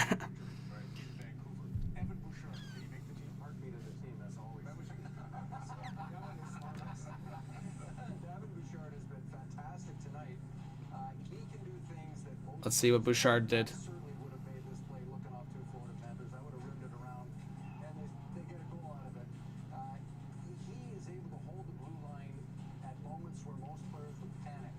Yeah, I mean, I agree with Pronger. I think it was a good play by Bouchard, but I think the context needs to be made clear here. That Bouchard makes some great plays like that, but he also makes insane plays on the other side of the thing, like defensively and giveaways. But yeah, those are some nice plays by Bouchard, but I'm not taking him for Team Canada. No way. Profit. I think Michelli could turn it around. Yeah, but it's getting to the point where the guy's losing confidence, unfortunately, and you can't have both Michelli and Domi, I think. I think that's becoming pretty clear. So I know I talked about it in my video a couple weeks ago, and it's kind of been floating on Twitter the last few days. A Michelli for Bunting duo, a swap would make a lot of sense, and a Bunting and like Tavares duo could make some sense again. We'll see. I think the biggest thing, or the biggest question I should say, is like when Matthews comes back, do you stack that top line again with Nyes, Matthews, and Nylander? Or because Tavares and Nylander have been so good together, do you go Nyes, Matthews, and maybe like Robertson, and then Nylander, Tavares? I don't know. But I think Nashville's the team to trade for with potentially, and then St. Louis could be in there. I would call San Jose. I don't think they're really eager to make a trade, like they're in it, and I think they like their mix, but there's some guys in there that I'd be interested in. Like I still wonder about a guy like Wenberg if you retain the salary. But yeah, the two teams that are kind of just hitting us in the face right now in terms of like teams that are struggling is St. Louis and Nashville. But man, Utah's been reeling. So in terms of like Jack McBain was mentioned in the chat, Lawson Krause, like there's a lot of good change of scenery opportunities in Utah. They already made that Michelli trade. If there's an opportunity where Utah had some interest in a guy like Dakota Joshua, like that's another good opportunity to do a change of scenery. Like Joshua out, Lawson Krause in. Again, the Leafs would probably have to add to that. Then with Nashville, Michael Bunting in, Michelli out. Like trades like that, I think is what Troy Living has to investigate.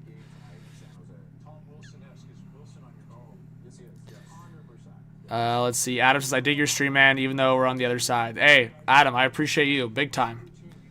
Big shout out to Adam. If you're a subscriber, note he's on. I hope to see you more. Yeah, it really doesn't matter who you're a fan of, right? Like, I still got the jersey. I'm not going to move it because it'll mess with my webcam, but you got the Habs jersey back here. You got the blue and white. So, the blue and white. The blue and red. And you got the blue and white over here. But 5 more likes to 100. Let's do it. I think the Leafs have more to give. I'm not counting them out yet, but again, you're seeing the matchup game. It's a problem right now. It's for sure. Like Domi is getting outmatched. I also think when you look at a couple different guys that are just puck watching, like Nylander and Riley, you gotta have some more urgency there. 100%. Yeah, Rick Smith. As I said, I was fine with Waugh. I thought Leaf fans, or a lot of Leaf fans, were expecting a lot from him because he was part of that Marner return, or was the Marner return, and they looked at like the goal scoring consistently over the last few years. I think he was just getting his feet wet. I think the goal scoring is going to come, but really what Nick Waugh brings is that right shot defensive presence. And you know what? The right shot part might be like, why does that matter? I mean, well, your top 2 centers are left shot, and it's a lot safer to have Nick Waugh out there taking certain face-offs versus trying to force it for Nylander or whoever else. But yeah, like Nick Waugh is definitely a good presence to have for the playoffs, especially his $3 million price tag. Like that's cheap for a guy that can score 10, 15 plus goals and be as solid as he is. Like I'll give you the comparison, right? Like David Kampfer signed for over $2 million. That guy's not scoring 10 goals in a season. Nick Waugh, I would say his floor is 10 goals. So, yeah, it sucks because he's not healthy right now. So that goal percentage, we'll see if it stays with the amount of games he plays. But he might only score 10 goals this season. But it's what he brings in playoffs that I'm looking forward to. So, again, the Leafs have to make the playoffs. I think that's the biggest thing that's happening right now is you see a team right now that's not even showing you that they're a legit playoff team. But at the same time, I keep reminding fans and I keep reminding people, like, everyone can hate on the Leafs. Everyone can hate on the market. it is what it is.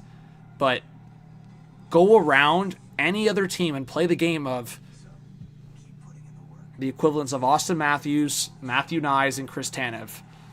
I'll play the game right now. Montreal is basically missing that in Caden Gooley, so scratch that. Ignore the defense for a second. The equivalents of Austin Matthews and Matthew Nyes for the Montreal Canadiens is probably Nick Suzuki and Ivan Demidov in terms of impact. And we've seen both those players already have impact tonight. So you take Suzuki out of this lineup, it's a massive loss for Montreal. It's probably a 0-0 hockey game right now. So, anyways, my take is exactly that.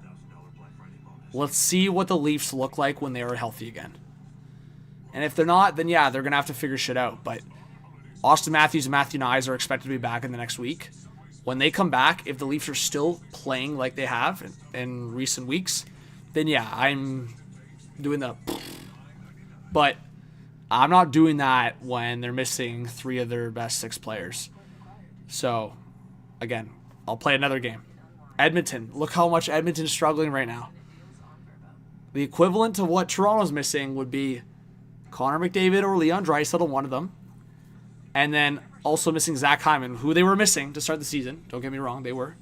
But they were not missing one of their best players. And they were not missing one of their best defensemen.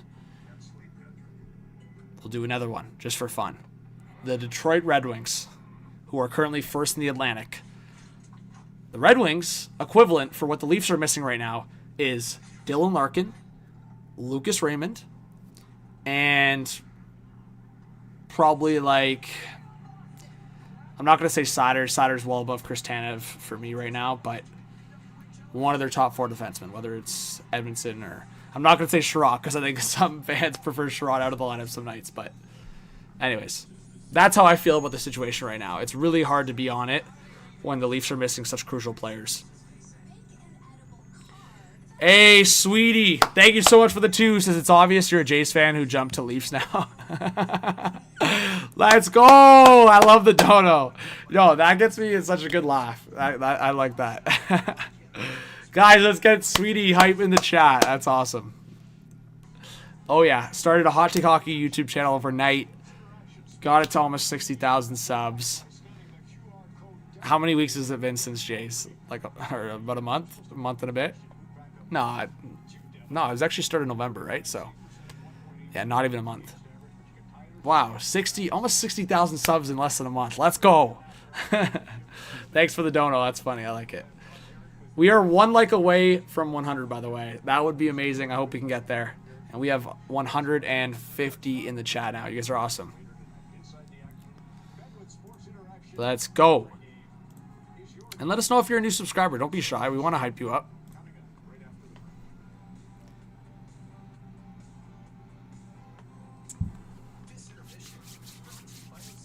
Alex Tuck at 50% retained. Yeah, if the Sabres are out of the playoff race by February, I could see it happening. They should try to get a lot for Tuck. Here's the thing. The Leafs, I'm making it a Leafs thing again, but it's a good comparison to talk about. Everyone's freaking out about what the Leafs gave up for Carlo and Lawton. But that's the price tag of getting guys with term. They weren't paying for rentals. Tuck is a rental, but I think he's a much more impactful player than the guys I just said. So, with that in mind, it's probably a similar price tag. It's probably a first and a prospect for Tuck, or a first and a second minimum. So I think you have to get at least that if you're Buffalo. I've made some mock trades, but for you guys, since we're here, I think Alex Tuck mock trades and where he could go. So if you're talking like 50% retained or not, I think that makes the difference on where he could potentially go. But if you're looking at a team like Carolina, I think that makes a lot of sense. They also have the cap flexibility. So for me, it would be like a first and Bradley Nadeau for Alex Tuck. I think that's fair. I think Carolina is hyped to have Tuck in your top 9. Colorado. Gavin Brindley's been playing pretty well, but it would be a comparable like that. Like a first and Brindley, or maybe a first and second, future first and second from Colorado for Tuck. They also want to be careful. Like, Joe Sakic's going to be careful after what they gave up for Brock Nelson. They did retain Brock Nelson, so it wasn't a true rental situation, but giving up Callum Ritchie is a massive loss. Another one that I could see, and this one for me is more dependent on an extension and where they are, I would say come playoff time, but the Devils. I think the Devils would be a perfect fit for Alex Tuck. A question is probably for both New Jersey and Carolina. Does Buffalo want to trade in conference? I think maybe they're more hesitant to trade in division. Like, I don't see them trading to a Toronto. I just don't. Like, I think Alex Tuck would be a perfect fit for Toronto. But does Buffalo do it? I don't think so. And I think a lot of situations right now, unfortunately for the Leafs, like Brad Treliving living with the Calgary Flames, like he is in such a bad situation there because the ownership is just on him. Like, it's just so many layers there. So there's kind of that Toronto tax thing going on. But yeah, those are some mock trades for Alex Tuck, I would say. And then, I mean, for Toronto, realistically, in terms of what they could get, again, I'm looking at a team like Utah. I'm looking at a team like St. Louis. I'm looking at a team like Nashville. And yeah, Austin, thank you so much for the $7 dono. The Edmonton Oilers could have had, Jesper Wallstead. They 100% could have. I explained it again all on a tweet the other day. And talking about that, the Edmonton Oilers could go after Alex Tuck, but they do need a goalie. So I wonder if they call quite a few different teams.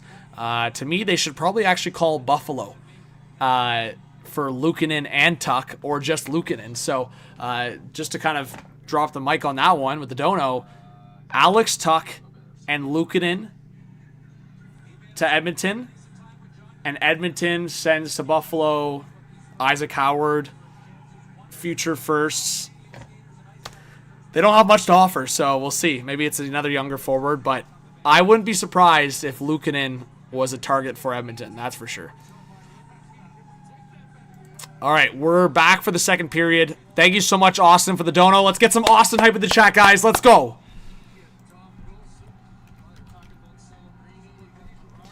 All right, we are back for the second. Give me a 1 in the chat if you think Toronto's going to come back. 2 in the chat for Montreal to keep this lead or extend it. Farms, good to see you in the chat. Thanks for being here. Oh my, Caulfield almost scored. Solaris, thanks for being here. Terrence, thanks for being here. We'll get the stats going. Big save by Wool, man. Big save off Suzuki. Man, classic Leafs moment, eh? You go down 2-0 in the first. You think you're going to be flying to start the second? Nah.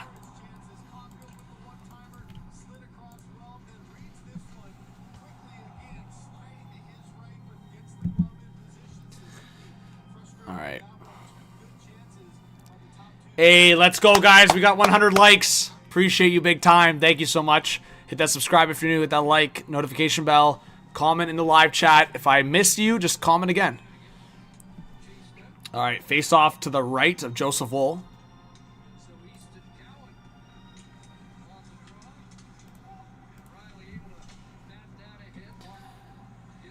All right, picked up by Morgan Riley. Riley on the left side.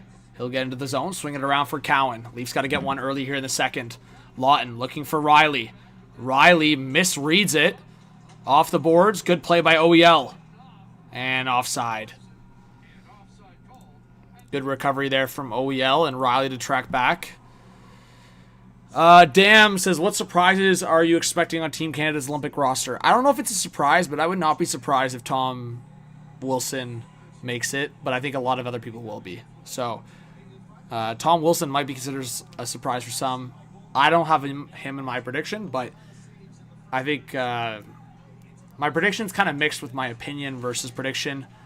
I think if it was just strictly a prediction-based roster, what I think's going to happen, I think Tom Wilson might be in there.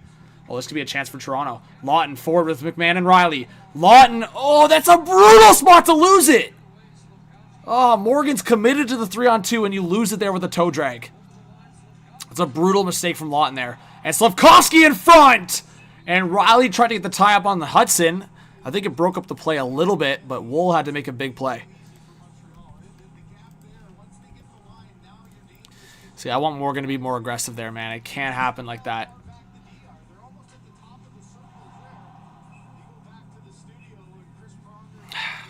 Frig, man. Lawton, 3-on-2. I'm expecting more from him there. Buffett, what's up? All right. Face off to the left of Wold. Domi at the draw against Evans. Oh, yeah, Rick Smith. We got a legend in the chat. All right. Habs get the possession off the face-off. Carrier down low in the corner.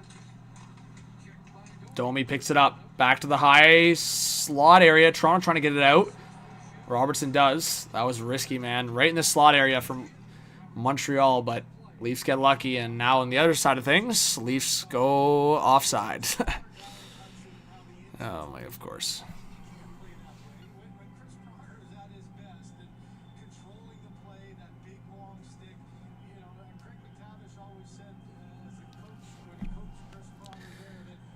Did you play in the NHL? Oh, you're asking Rick Smith.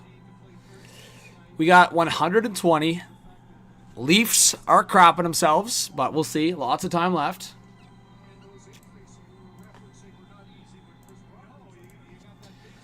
Biggest thing with streaming, guys, too, is, I mean, I'm going to be watching the game anyway, so it's cool just to be sitting back, watching the game, having some kind of drink, maybe a snack, and just chatting with some fans.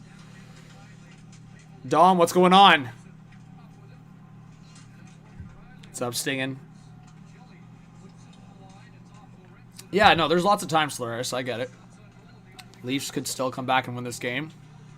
I mean, I did bring it up earlier, like what happened with that Arbor Jackeye thing where he pointed at the scoreboard and the Leafs came back. So, and I think that was a 3-0 deficit. I don't think the Habs are just going to ride off into the sunset with this game. Could be wrong, but we'll see. I think the Leafs, their biggest goal here is just not to allow another one against. They're showing the differential by period right now. The Leafs are a -10 in the second period. Your biggest goal right now is to not allow one. If it's 2-0 going to the third, based on the Leafs statistics, they can get back into it. But do not let them get another one. Because based on also just fact what the Leafs have done this season, you're not expecting the Leafs to score 4 goals in this game as it stands right now. They could, but you're just not expecting it. So right now you're hoping the Leafs can keep a tight defensive game or get a tight defensive game going and score a couple goals in the last 37 minutes here. Oh my God, a one-timer stopped by Wool. Back to the blue line. Long shot! Another save by Wool, this time from Dobson. Dobson now at the blue line. This is too easy, man. Nylander, you got to be on him. Willie now trying to play it forward for Tavares. That skipped past him, but McCabe will pick up the garbage and send it back into the half zone. What's up, Mitch? Good to see you in the chat. Oh, a one-timer from Nylander. That was deflected out of play. That was a setup from Cowan. Mitch Spooner in the chat. So Leafs weren't asked that time, though. Well,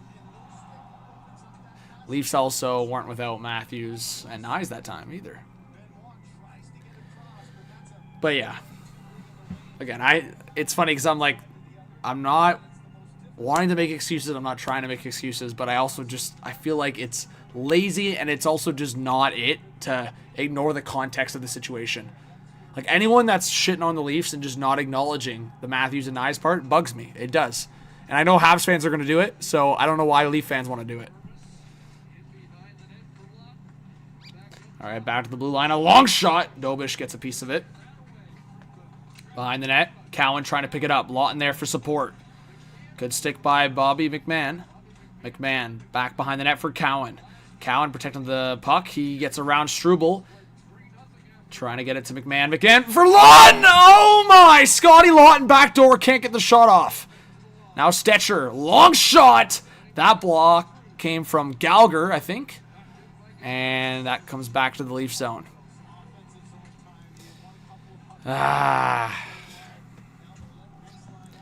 6:10 left in the second period. 6:10. 16:10 left in the second period. Bouncing puck. Kapanen knocked it forward. Stetcher got held up there for a second. Leafs trying to complete a change. Here comes Slafkovsky. Into the zone, waiting.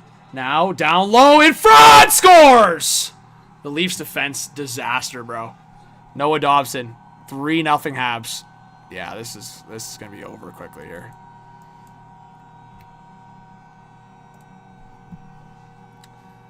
Mermis and Stetcher.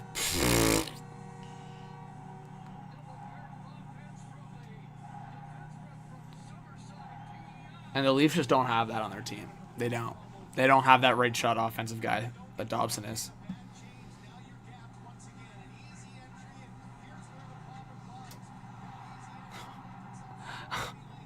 Mermis, that is horrendous, bro. That is as bad as it gets from Dakota Mermis. That is as bad as it gets. And we're the wingers. That is truly as bad as it gets. The wingers are nowhere to be found. Mermis falls for that. That's just crazy, man.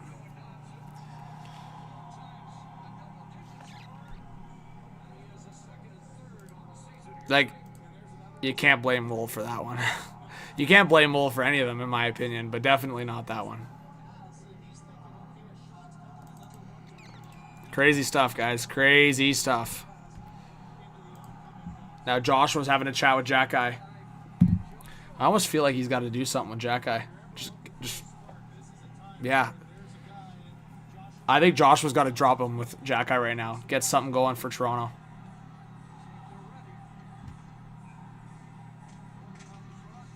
He's not going to, eh? You know, I wonder almost if Jack Guy's not doing it for an obvious reason, right? Like, he had his situation last time where he pointed at the scoreboard, as I mentioned. He's probably like, I do not want to be anywhere near the reason why this game goes the opposite way. So, I mean, now it's at the point of the game where its next goal is the solidifying point. Like, if Habs score a fourth, it's over. I think it's pretty safe to say. If Toronto can get one in the second period, it's a new game. But this is bad, man. This is really bad.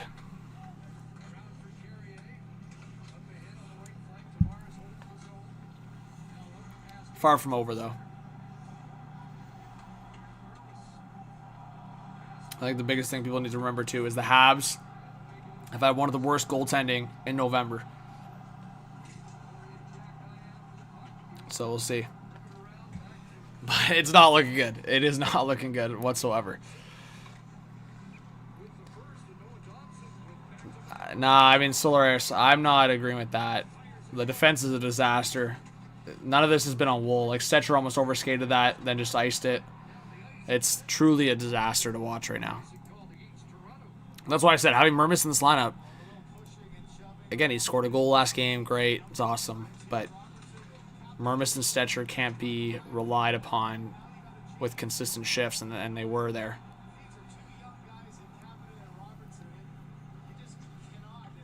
I want more of a reaction there from Robertson. He's getting pushed into the bench. Like, there's just no passion there. What's going on? Solaris. Mermis got hit, like, in the chin or neck or something. But he was back there. I mean, he was on for the last goal against with Stetcher. And Mermis is on the ice right now as we speak. Puck down low. Again, this is just... I'm so shocked with Berube, man, on this one. You had Mermis and Stetcher on the ice for the goal against there. And you have them right back out there. It's shocking to me. I understand the wingers were nowhere to be found in that play, but Habs are dominating. It's just Habs in the offensive zone. Matheson. Oh my god, a Leafs penalty coming up. It's probably against Tavares for the hook. This is getting worse and worse. I saw that hook and I'm like, they didn't call it, but I guess the back ref did.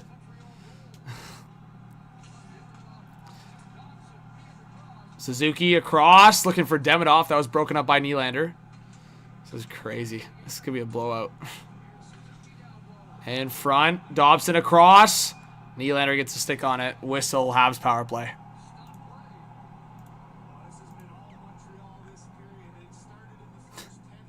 How is it even possible, guys, that I talk about what I did? Oh my god, it's crazy, man. How you ended that first period, and I didn't even think it could get worse, and it got way worse.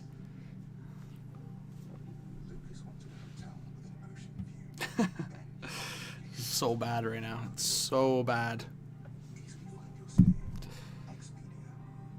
I gotta definitely charge this phone at second intermission, but... Alright, guys.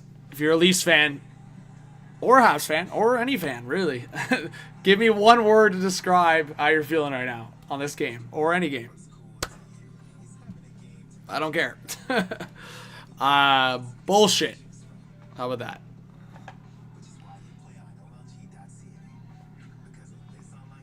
Edmonton up 4-1 on Florida. I had a feeling Edmonton was going to bounce back. I think that was my official prediction. But, yeah.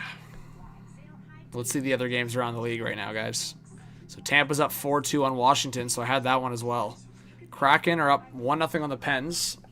Who's got, 5 minutes left in the second there. Wow, Flyers are beating the Devils 4-1. That's the one I'm surprised by so far. And Sharks are up 2-1 on the Sens, middle of the second period. Man, if the Leafs get blown out here, this could be the game that changes things, I think, internally. If they actually get destroyed on a Saturday night, we'll see. I don't know for sure, but if they get embarrassed here, we'll see. I still think it falls back on the injury thing. But the Habs are missing guys too. I mean, I don't think it's anywhere close to the significance. Like, I think it's a massive gap between... Like, the Habs are missing... I could be missing a guy, but they're missing Doc, Newhook, and Gooley as their main, I think, absences. Like, Line is out, but Line has been out for a while, and he just wasn't contributing. With the Leafs, Austin Matthews, Matthew Nyes, Chris Tanev as the key, and then... You also got Nick Waugh out, so... Anyways, power play for Montreal.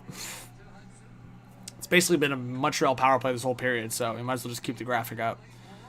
Suzuki up top for Hudson. Hudson out of the right side for Demidov. Demidov in front! Stopped by Wool. Rebound. Back to the blue line. Hudson for Demidov. Across. Good stick by Lorentz. 1:35 left on the power play. Suzuki down low. Caulfield at the side of the net. Back to Suzuki. Suzuki for Caulfield. Caulfield for Suzuki at the top of the left circle. Suzuki switches spot with Caulfield there. Now into the slot, looking for Bolduc. That was blocked by McCabe. Now it's Caulfield down low for Suzuki. Waiting, now to Caulfield. Caulfield holding on to it. Now down low in front! Big save by Wool! Bolduc got the shot off. And McCabe gives him a little shot there.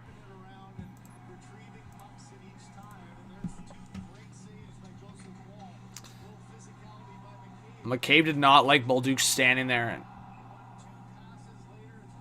Let's go, McCabe. I like it. Send a little message. Rick Smith says, Leaf shorty incoming. That would be unreal. Oh, imagine the passion. We'll see, Rick. I'm not feeling good about it right now. I can tell you that for free.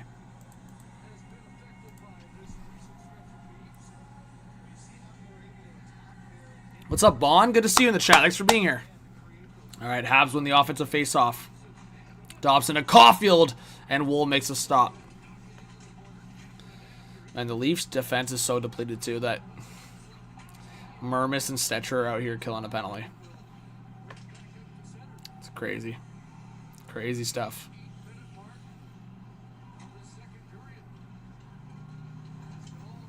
Slavkovsky right up the gut. Big save by Wool. Are you kidding me? Mermis and Stetcher, bro. Just get split by Slavkovsky. You just gotta laugh. You just gotta laugh. That's insane. I don't know what I just watched. Caulfield a one-timer missed. Bro, if not for Joseph Wool, this is 5-0.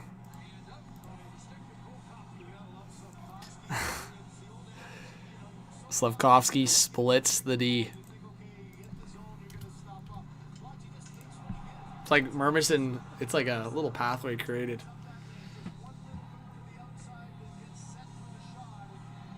Big save by Wool, man. Big blocker save. Is it going to get worse or better, chat, for Leafs? Worse or better? Let us know in the live chat.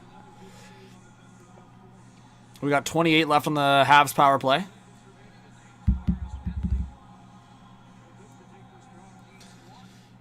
What's up, WS? Prophet says next goal wins. I'm feeling that, Prophet. I'm feeling that. What's up, Joseph? He says, dude, I think worse. Look at this move. In front for Suzuki. That went wide. Another penalty coming against Toronto. It's crazy, man. Cross, Bolduc looking for Slafkovsky. That missed. But it probably saved a goal. But anyways. Suzuki across. That's deflected. So Tavares out of the box. But the Leafs will go right back to the penalty kill. Oh! McCabe got high-sticked! Even it up! Even it up! No! How are they not calling that? Oh my god. Another save by Wool. Caulfield across to Slafkovsky. Now Demidov in front. Big save by Wool. He touched the puck! Oh my god. They haven't blown it dead. He definitely touched the puck there. Did Chris Cuthbert just call them the Harlem Globetrotters? That is crazy. I'll give the Habs credit. They're moving the puck great right now. But the Leafs are also stupid tired. I wouldn't call them Globetrotters. That's crazy.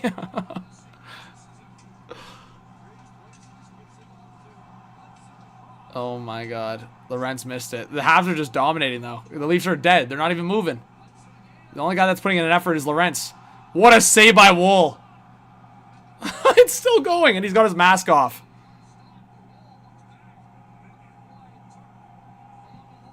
The ref is out of his mind there, man.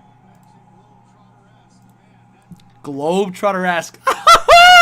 What a save by Wool, bro.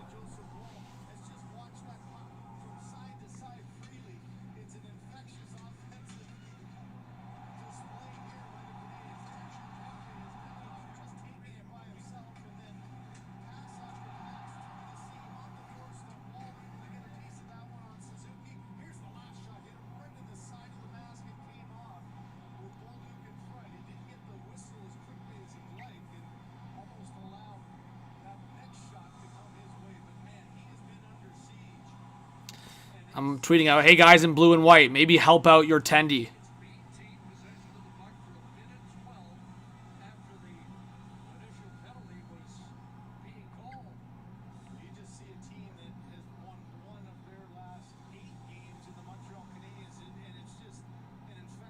Do something, man. Do something. This is embarrassing. Yeah, go Caulfield. It is domination.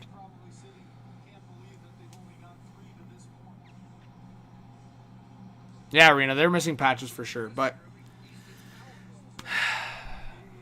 I'm watching so much of this right now, and it's just thinking of Matthew Nyes, especially even on that penalty kill. But Austin Matthews on the penalty kill too. Like, they're missing massive pieces, but you can't make excuses. Like, that is unacceptable what I just watched there. It doesn't matter who's in the lineup.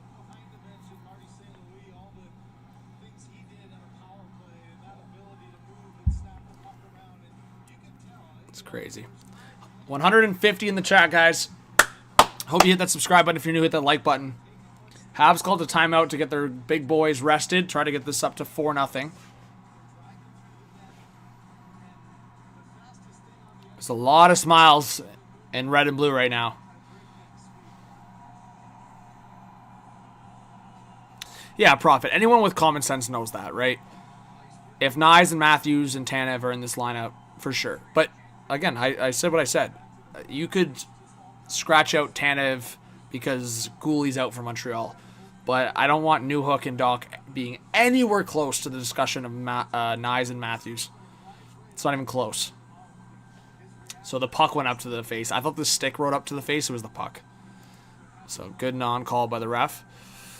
But yeah. The 5-on-5 like play right now is just all Montreal. And then obviously that power play just makes it look like domination. WS, did the Leafs have any tough D-men on the Marlies? Not really. Not really. They have a couple puck movers. But not like I'll put it this way. Cade Weber's a giant. I don't know if I would call him a... Actually, sorry. I shouldn't say no tough D, man. What's his name? Smith? Yeah, Smith on the Marlies is... is it Blake Smith, I think? He's a beast. And Cade Weber's just a giant, but I don't know if either of those guys are anywhere close to NHL ready. I mean, Cade Weber probably is closer. Anyways, Habs were actually 0 for 2 on the power play, ironically, but they've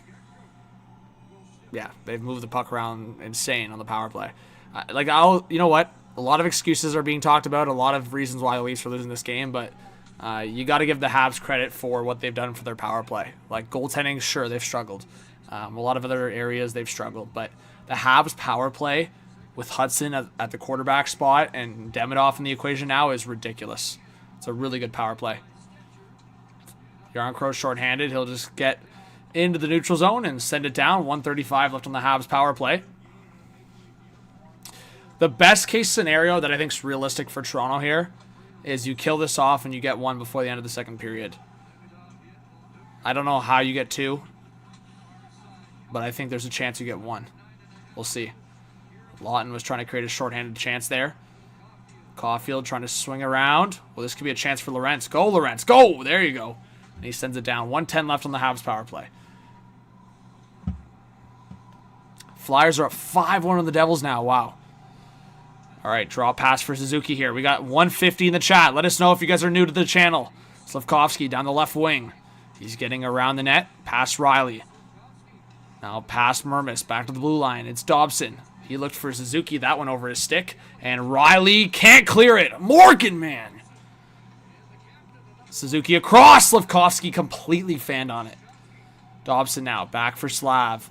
35 left on the power play. Slavkovsky back for Dobson. Suzuki couldn't get the one-timer off. Now Dobson. Slavkovsky. It's a long shot by Kapanen. Slavkovsky! What a save by Joseph Woll. Are you kidding me? Oh my goodness, man. Joseph Woll is keeping the minute. This would be 6-0. Yeah, Ibrahim, I dropped my Olympics and World Juniors predictions on the channel. You just got to go watch the videos. They're there. Go check them out. I dropped those videos.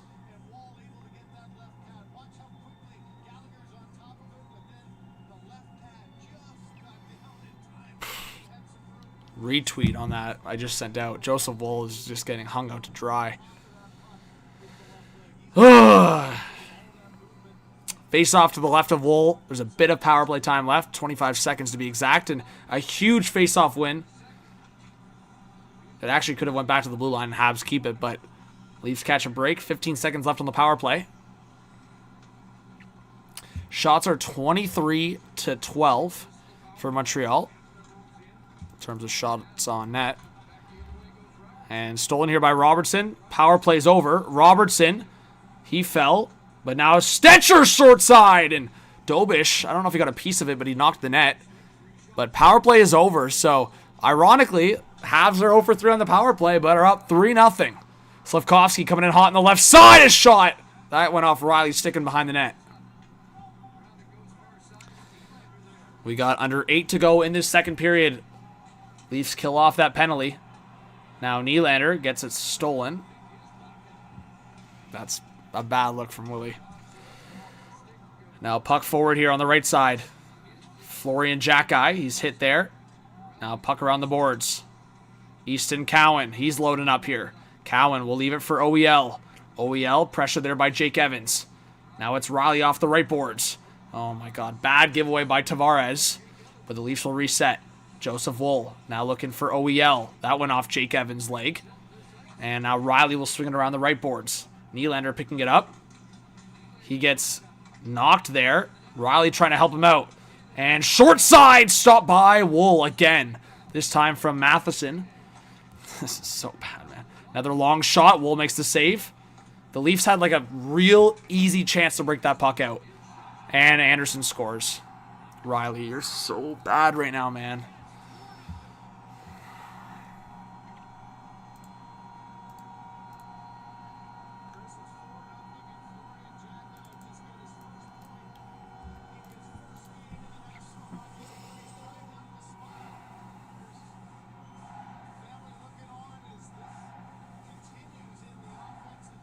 I'm just going to blow up soon. Frig, man.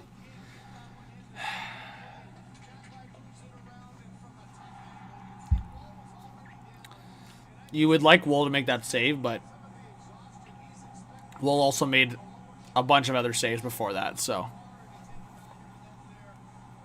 Watching that back, Wool definitely needs to make that save, but there's no way any competent fan can put this game on Wool in any capacity.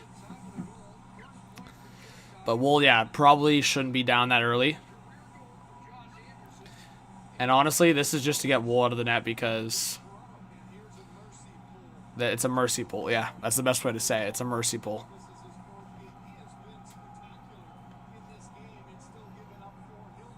Don't say Morgan Riley with a negative tone. Yeah, dank. I mean, things change, right?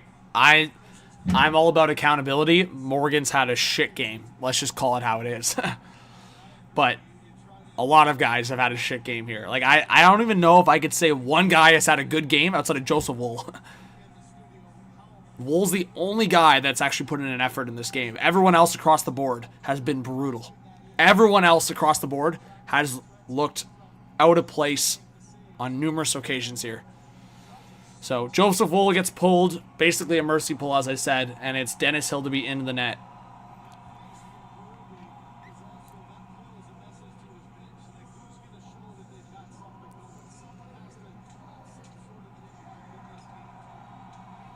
This is actually insane. So Anderson from Florian Jacki and William Carrier. Or, sorry, no, William Carrier. Alexander Carrier. I've done that before. Holy shit. So Alexander Carrier and Flo Jacki with the assists.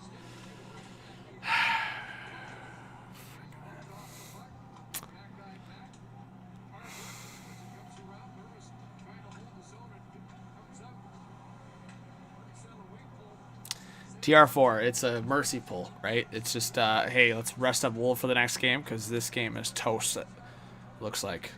And if it's not toast, then, I mean, maybe it's a momentum shift, but it's very unlikely, so it's at least, hey, rest up Wool for the next one. And hope that Matthews and Nyes can return because this is just insane. This is really bad. Benoit with a floater of a shot. Easy save for Dobish.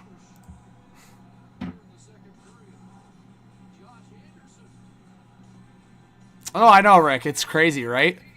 How many chances were there for Joshua or somebody just to drop the gloves and force a fight or force something? Show something. Show some kind of emotion. Like, it drives me nuts, man. Anyways, we got under 6 to go in this second period. I don't even know if it's worth staying for the third period in terms of what the blue and white are showing. But in general, it's just a bad look.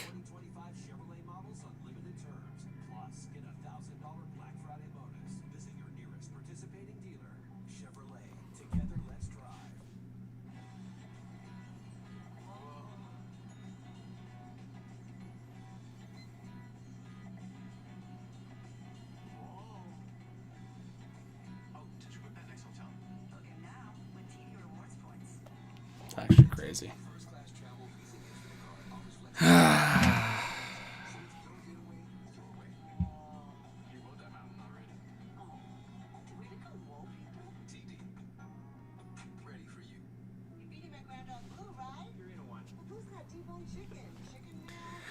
Flyers are up 5-2 on the Devils.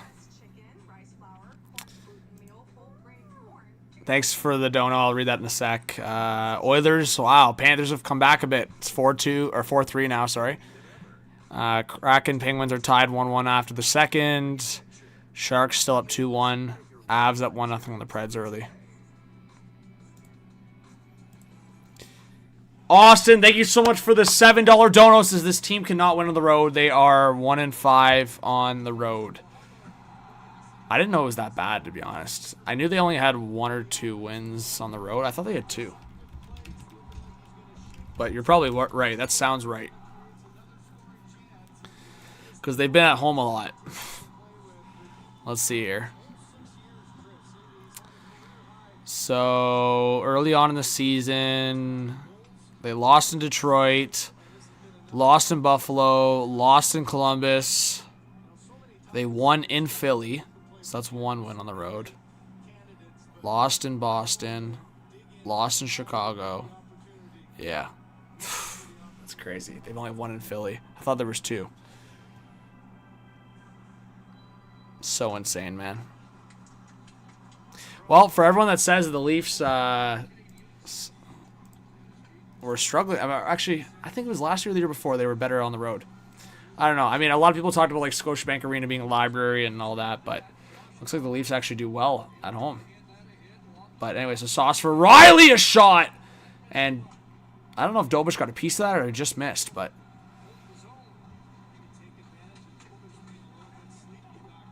you've got to fire shots on net. I mean, you got 13 on net. Dobish, as they just said, hasn't faced a lot in the second period. I don't understand, man. Like, the concerning part for me and where I'm going to start moving into the direction of, like, maybe Berube can't be here is, like, it honestly feels like the Leafs are losing the room, man. Like, how do you come out of that first period where you're down 2-0? You actually were, like, pretty close on shots on net, and you've completely been dominated in the second period after already a rough first period. I just don't get that.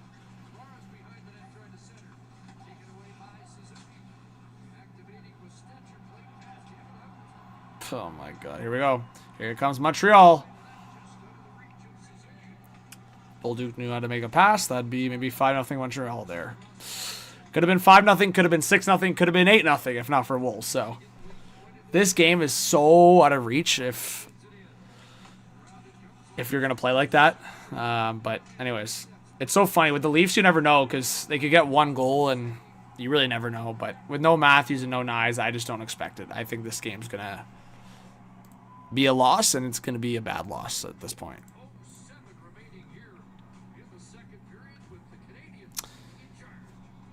Yeah, James, there's going to be some coaching evaluations made here. I don't know. I just... Leaf fans, I feel like there's some fans that are reaching here. Like Lalonde, maybe he's at fault in some ways, but as Luke says, it's the players. And you know what? I'm going to go back to it. Just because you have 2 star players missing does not mean you can put a showing like this on the board. So, yeah, I don't know. But you got to get your big boys back because you need to actually find out if this team's real or a fraud. You need to find out, right? Because it's not a fair evaluation based on the guys that are out. But at the same time, it's a very, very worrying thing because past Leaf teams have actually had a winning record with Matthews out of the lineup. So, yeah, I don't know what to say. I'm kind of speechless. I'm not going to lie, but Habs fans can enjoy this one at this point because I think it's going to be a win for them. But hey, you guys know it would be content if the Leafs could come back, but I actually know people love when I rage and love when I lose my mind, but yeah, maybe a later thing, we'll see. But yeah, guys, 165 in the chat. If you guys could hit that subscribe button, hit that like button. Not a good one. I'll probably stick around, but I don't even know if a rant videos, like, again, I feel so weird about the situation, guys. I feel so weird about this current situation more than I have in past Leaf teams. It's just the guys that are missing, the weird goaltending situation right now, and then on top of that, trying to like figure out the coach situation. Because when I think about the past coaches, it was easier to put it on them because you saw clear like deficiencies essentially, but with this coach, it's almost less of certain decisions, more like it seems like they're just disinterested. Like, is that the vibe that you guys are getting? That's what I'm getting. Like, it just seems like they're just not like sold on this coach right now or something. I don't know.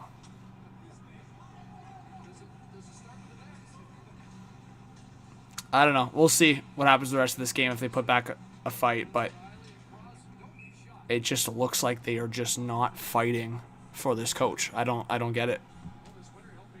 All right, they all speak highly of Chief, but What am I seeing right now? It seems like they're disinterested. It seems like they just don't care. Someone said in the chat, and I think it was Rick, the Habs are cross-checking guys in the face, the cross-checking guys in the back. They're killing off those penalties. The Leafs have killed off 3 penalties. I mean, make it worthwhile. Do something. I'm not saying to do anything like egregious or super dirty. I'm just show some passion. Drop the gloves. Do something. Do something. Puck across. Hildeby makes the save off Kapanen. Easily could have been 5-0 there.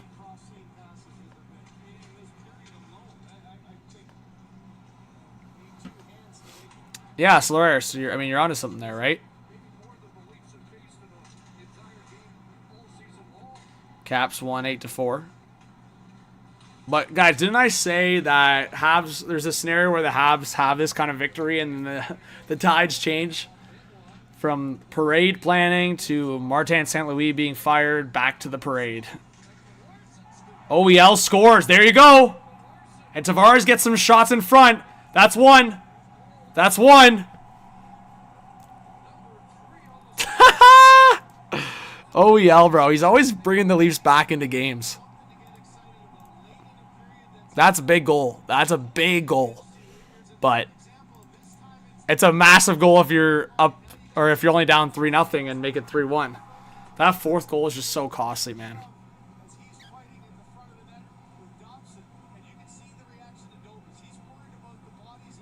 Let's go, JT. A little bit of a reaction. I like JT with the passion there in front. JT's all business right now. Cowan's trying to fool around? No. Tavares is business. Let's go. That's what I'm saying, Luke. You're probably losing this game, but show some fight.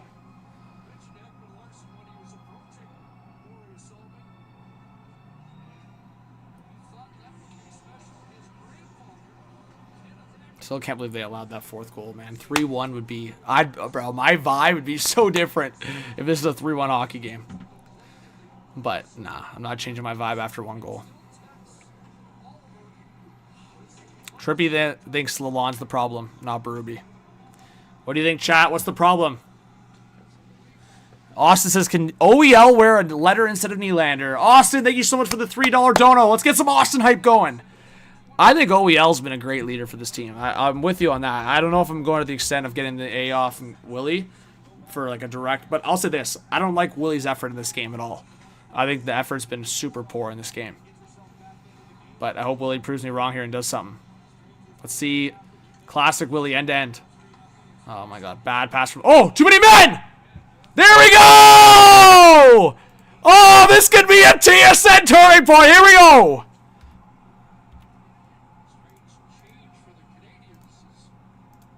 Too many men. Leafs power play. Here we go. We're back. Woo!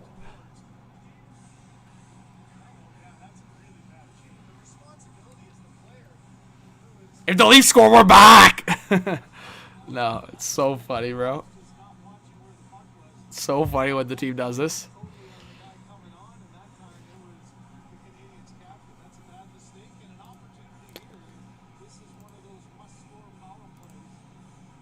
OEL should be on this unit. I hope he didn't put Riley. And that's crazy for me to say. Massive Morgan guy here, but you got to read the game. OEL scores a goal. You got to put him on that top unit. Let's see if he did it. Nah, he put Riley out there. I think that's a mistake. We'll see, though. Yarn Crow. And Riley can't keep it in. Morgan, come on, man. Do something, Morgan, please. I don't know why OEL's not on this unit right now after he scored that goal. Here comes Cowan through the middle. And see, Cowan's pissing me off. Cowan, this is some serious shit going on right now, man. I wish you would see the demeanor from Tavares and take a little hint. Like, stop trying to do it yourself. You're not Willie. Tavares back to Riley. To the right side. Yarn Crow. It's actually crazy, man. Yarn Crow on the top unit. Tavares! Oh. It just... Again, they always say in sports and in hockey specifically, like different moments in different games, how it can change so much. Imagine Tavares scores that in-tight goal in the first period and puts the Leafs up 1-0. probably a different game. I actually, see, that this is where I get on the coach. I cannot believe Berube didn't read the room and not put OEL in that top unit. OEL? Oh, look at it. What a play by OEL. Robertson to Domi. Machelli. Machelli waiting. Back for OEL. OEL across for Domi. Domi waiting. Domi, a shot deflected just wide. Ah, Machelli, man. Domi waiting. Tries to get it down low and gives it away. Why wouldn't you just spin around and fire it on net? Why are you trying to, like, make a play there at the blue line? And Robertson tries to do a toe drag at the blue line. Man, some of these guys just don't know the style of play you need to make or need to play in this kind of game. That's a gross, gross period, man. I can't believe that. God. It's hard. That's a tough pill to swallow, man. Really tough.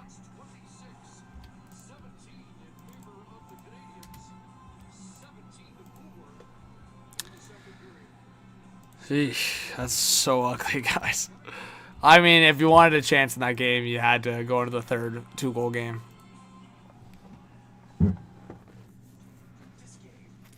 It's funny because it's like, I was so down for this just to be 4-0 going to the third and accepting that it's over. And of course, the Leafs always, it's just that little dabble of hope, that little dabble of uncertainty on the game. King of Sanity, what's going on?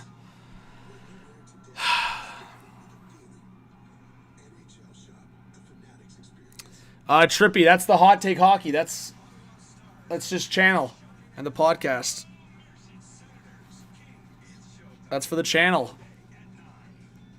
Sick jersey, eh? It's not bad. Yeah, honestly, Austin, it's a crazy hot take, but I would have put guys that could maybe rough things up. Yeah, Bezzetta, sit down Domi or Joshua for a game. Like, if Joshua's not going to do anything in terms of, like, grabbing a guy or just going crazy, like, put Bezzetta in to do something crazy.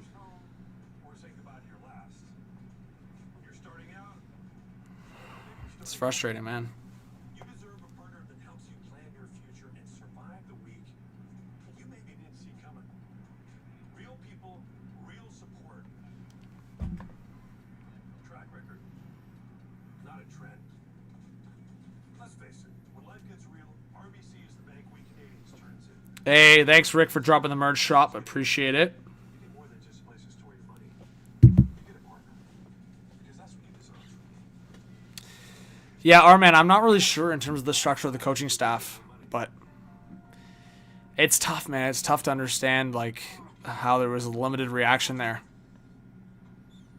No, exactly, S-Rocks. Like, in this kind of game, even though Bezzetta's not going to provide much in terms of plus and minus and, like, impact of the game in that way, it's getting to be like a morale and just drag them back into the fight kind of vibe. Like, no one's wanting to do that right now. No, this is, hi, John. I hate to ask this with a score like this, but I need to know, is there a chance Toronto misses playoffs, or do you feel like they won't? No, I'm still in the lens of, like, I don't think they're missing playoffs, or, like, to me, it's going to come down to health. I really don't want to make it an excuse for this team, but, like, if the context for me is this. If Matthews and one other core player on this team misses half the season, I think it's expected that they're going to miss the playoffs. But I truly think they're still going to make it. They just need those guys back, and they need those guys for most of the season to get in.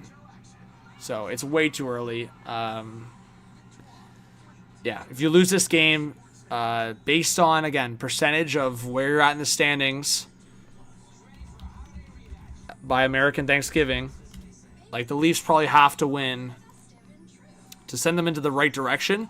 If they lose tonight, you have to win the next couple games.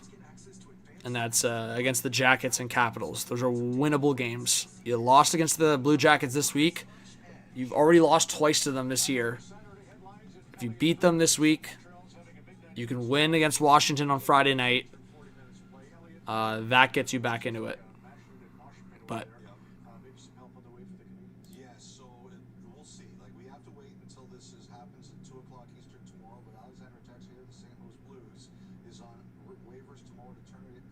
Oh, the Habs might claim Texier. That happens, it will happen at 2 p.m. Eastern. He is free to sign with any team. And the word around the league right now, if you ask Freeman's saying that Texier is going to go to Montreal potentially. is absolutely the Montreal Canadiens. Again, as we sit here tonight watching this one, they can't do anything. They have to wait until 2 Eastern tomorrow, but all eyes are on Montreal for Texier as an unrestricted free agent. Yeah, no, thank you, Noah, for the comment and the support on the channel as always. Appreciate you. Don't have to wait around forever if they're not happy with ice time. So you can listen to the podcast for that story. Svechnikov's not a kid, but he was unhappy. Yes, earlier on in the season, so Andrei Svechnikov, great player for the Carolina Hurricanes. If you're a fan of the team or you were watching around the league, you know he went the first 8 games without a point. His usage was down. He was on the 4th line. He had a game where he was down around just under 12 minutes, and he was unhappy. And I understand, and I haven't spoken to him directly, but I understand that the Svechnikov is good for now, whatever that means. Wanted to trade him, he wouldn't be upset about it. That he would be open to the idea.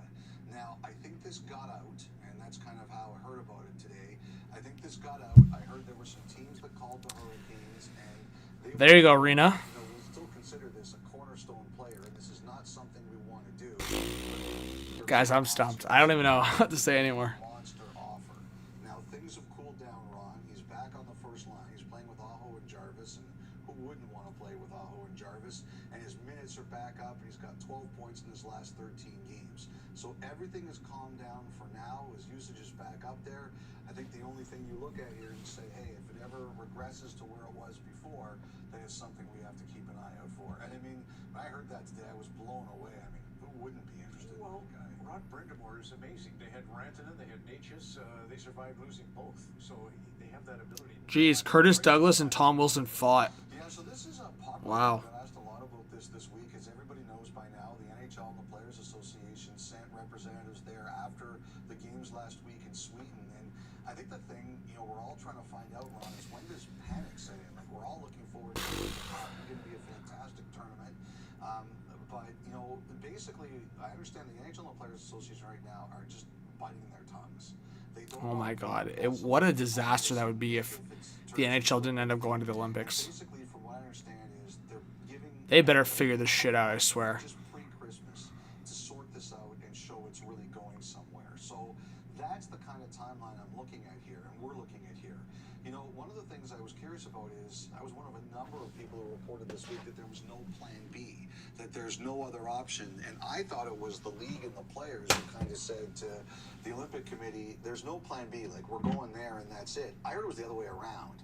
It was the Olympic Committee who said, no, we're getting this built and we're not going anywhere else, because I heard there was some talk about should there be a plan B. But right now they're giving it a month and they're saying we're not going to say anything that makes the situation worse. So I'm saying 82 days away from Canada. Czech is their first game. Alaska about. That's crazy. No ice, 82 days away. On the other side of the break right now. Thank you for the Saturday headlines. From my understanding, guys, they just haven't, like, there's a facility and ice issue right now going on. Which, it's crazy. I mean, the Olympics are in Italy, right? So, I don't know what's actually going on, but it doesn't seem like there's a plan B on.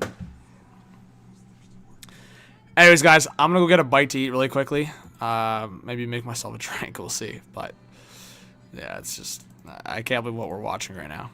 So, anyways, I'll be back. Let me just put something up here.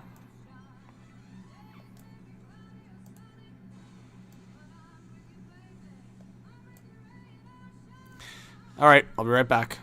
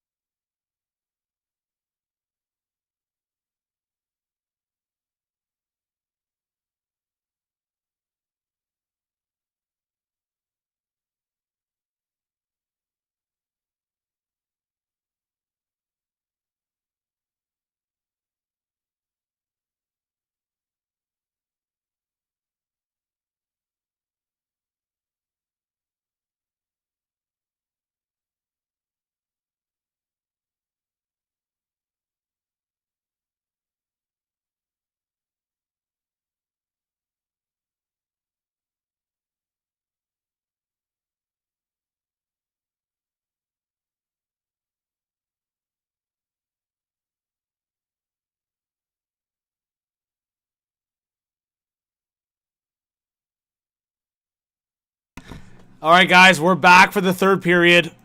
Let's do some coverage for the third period. You never know. Hey, you never know.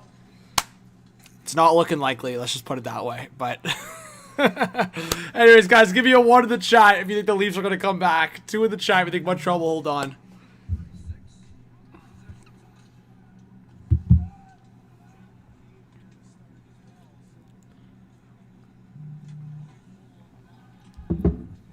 All right. Leafs coming in hot. Here we go. Tavares! Oh, you got to get that shot off quicker, man. High slot Tavares. If that goes in, you got yourself some doubt with Montreal, but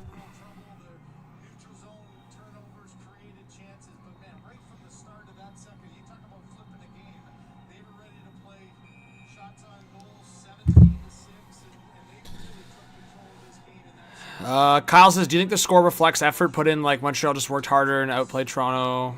Yeah, I mean, Kyle, yeah. Like, the effort from Toronto through 2 periods was horrible. And here we go. Look, a giveaway. Breakaway for Caulfield. Caulfield! Missed the net. Holy man. The Leafs can get something going. That play will be looked back on. Oh, my God, man. It's driving me nuts. What's up, Rodney? Caulfield again. That shot's blocked. Hudson, another one. Missed. I mean, I would love to be a fly on the wall for that intermission chat with Berube between the second and third. All right, Domi now protecting the puck. He'll send it in. Picked up here by Hudson. Through the neutral zone, Stetcher.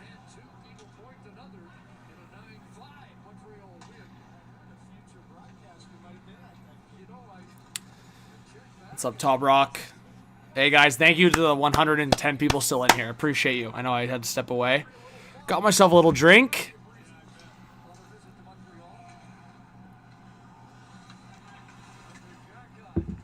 I know, Prophet.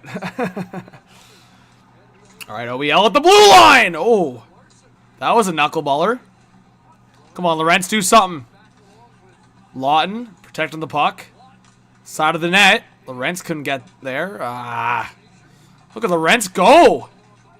Man, Lorentz is putting in some passion work there. Right? Let's go. Bobby McMahon in the corner. Lorentz is just getting hugged by Jack Eye.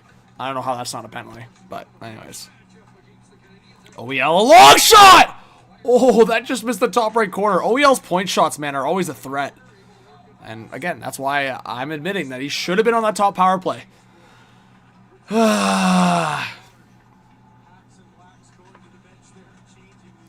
All right, Arbor Jack Eye on the breakout to the right side. Veleno now to the left for Gallagher, a shot that hit the side of the net. Just over 17 left in the third period. Davidson back to the blue line for Struble. Struble will try to get it in. He'll get it deep in the corner. Gallagher to the blue line. Hudson, a long shot. That was blocked. Hey, Shilly, thanks for being here. Yeah, Raps are buzzing. The Raptors have been good. Leafs? Yeah, not so much. Veleno now a long shot that was blocked. Benoit now off the right boards. Bouncing puck. Here we go. Go for a skate, Robertson. Like, why aren't you going full speed, man? Robertson's driving me nuts in this game, guys. We've been very positive about Robertson, but this game is just, it's not it. Easton Cowan at the half wall. Back for OEL. OEL for Cowan. That missed. Nylander takes it out of the corner. Nylander still with it. He'll stop up. Around Struble. Nylander. Back up top for Cowan. Cowan waiting. Still with it. Now across for OEL. OEL, long shot! Deflected! Oh my god, I thought that went in. It went off the post. Tavares for Stetcher. OEL. Off a shin pad. OEL, what are you doing? Another post for Toronto. Oh my god, that would have been it. It's just one, man. It's just one to get you back into a game. Off the frickin' post, of course.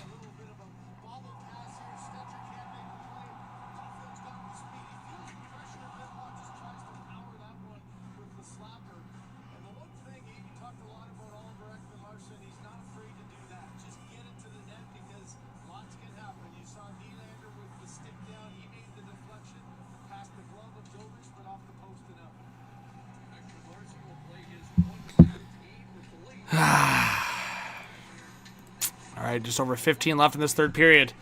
Toronto's at least showing a bit more of an effort. Michelli out of the corner. Michelli and Domi with Sammy Blais. No chance, Trippy. Try Casa and Larkin. Then we can chat. Here's Riley, a long shot. Stopped by Dobish. Domi on the forecheck. He missed that. Sammy Blais now at the half wall. Blais back to the blue line for Benoit. Benoit just fully mishandles it. OEL will send it back. OEL's been by far the best defenseman on the Leafs tonight. It's like not even close. I think McCabe's a close second, maybe. Maybe. But after that, it's definitely not close.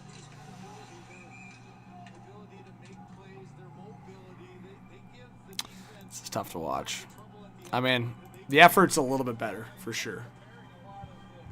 But it definitely couldn't get much worse.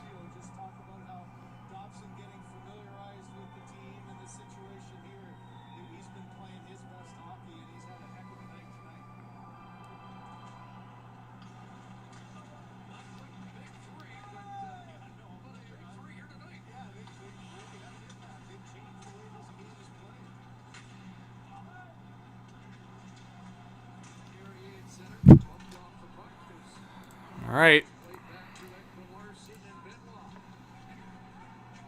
Leafs trying to break it up forward. Here's Bobby McMahon. A shot. Stopped by Dobish. Another one. Stopped by Dobish. Ah! What's happening? Can't be serious. Yeah, Max Domi can't be playing center.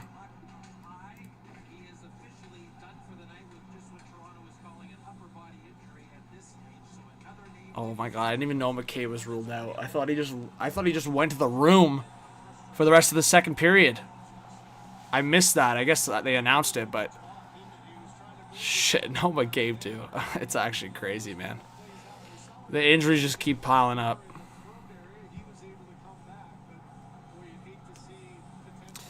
Yeah, Leafs fan, I don't know.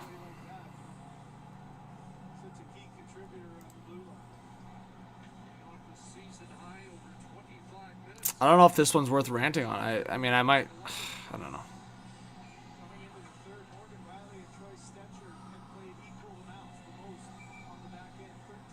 The fact that Stetcher's played that much is insane. God, Stetcher's going to get close to 20 minutes for tonight because McCabe's out now. All right, Nylander at the face-off. He loses it. Come on, Cowan, get it to the blue line. Cowan back to the blue line. For Stetcher, a long shot that was blocked. Leafs are up to 21 shots on net now. I mean, Dobish has done his job, but I gotta say, there's a lot of like perimeter shots in there. Like, there's a lack of quality in terms of the shots. Of course, there's been, I think, 2 posts that could have made the difference, but then the Habs also had some key chances that, if not for Wall, it probably would have been a bigger lead.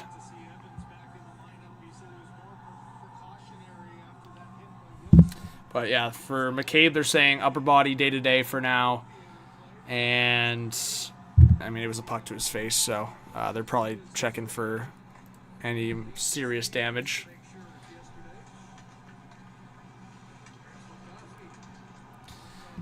All right, Riley intercepts it, plays it forward, and Michelli is looking the other way, of course. Man, Michelli just looks so just disconnected. I don't understand. Watch him do something crazy here. Do something. Come on. Domi, down low. Michelli trying to go after it. Out of the corner. Just a nothing. Just a waste of time. Oh, yeah, Kyle Mercer. It was all Habs in the second period for sure. All right, OEL now forward. It hits a chip on the ice. Oh, my God. Cowan now on the forecheck. Up against Dobson. Dobson loses the puck there. Good play. Cowan waiting. Cowan, what a play! Oh, he missed the net. No, man, you gotta finish that. What a move! But you gotta finish that. What a play by Cowan, but you have to finish that. Oh my God, I can't believe he misses the net there. Oh, what a toe drag by Cowan, but you gotta finish that, man. You're right in front all alone. Frig, man. Those are the individual plays where it's like, even you're not even in this game. You're not even playing well. And you have those prime opportunities to get right back into it. How do you not hit the net on that? Like, bro, Dobish was shocked by that. I guarantee it. All you got to do is put it on net, Cowan. And Nylander might even pick up the garbage. I hate criticizing a guy after he makes a great play like that, but it's just like, you might as well not do a sick toe drag if you're just going to waste the opportunity. You might as well just fire the shot from top of the circle, because no shot on net means nothing. Like, when you're down 4-1 in a hockey game, style points mean zip, mean nothing. So now when I look at it, Cowan doing a sick toe drag means zip to me. It's just a waste of time. Hit the net, man. It's such a fucking cliche, but hit the net. Like, how do you get in tight like that and miss the net? I just don't get it. Easier said than done from your couch, 100%. But when you're in tight like that, it's really hard to actually miss the net. When you're right at the top of the crease, like, you actually have to really overthink it to miss the net from there. Frig, man. Lawton, waiting. Lawton! I want him to bring that around the net. Keep the possession. McMahon back to the blue line for Mervis! Stopped by Dobish.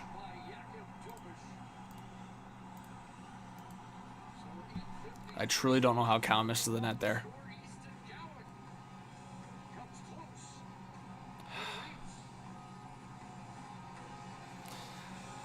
So frustrating, man.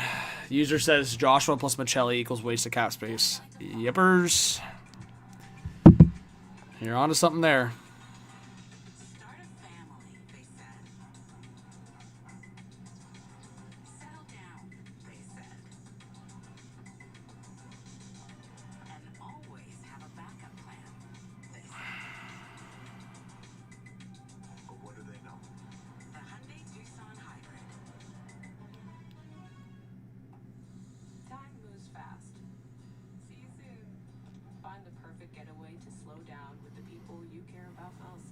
Book a last-minute weekly stay for the holidays and save over $500. Prophet says with how they've played this period, if they played like this the whole game with how Wolf was playing, completely different game. Oh, yeah.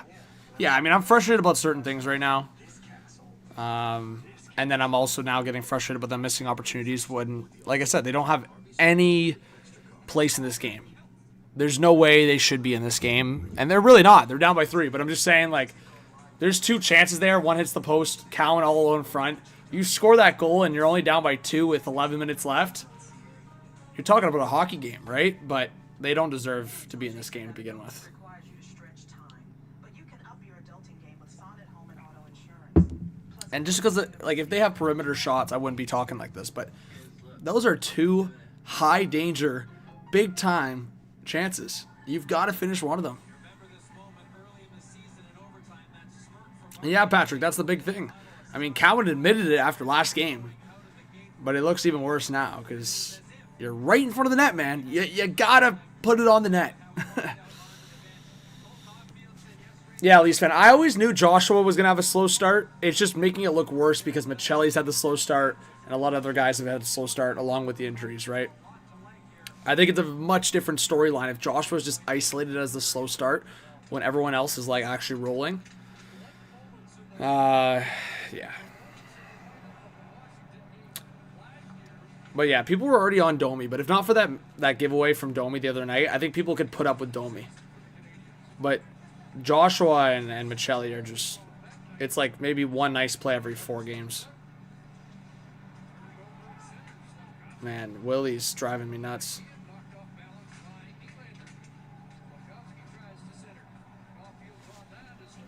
In a game like this, too, where you're slacking, or I should say lacking on effort, it's hard to watch Nylander on a lot of plays, too. Tavares now, he even gives it away. Jesus. This is where you could use an Austin Matthews.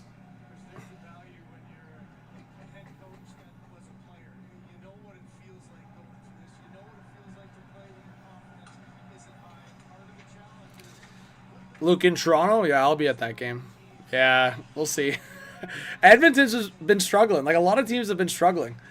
Believe it or not, guys, the sky was falling for Montreal like 2 days ago, right?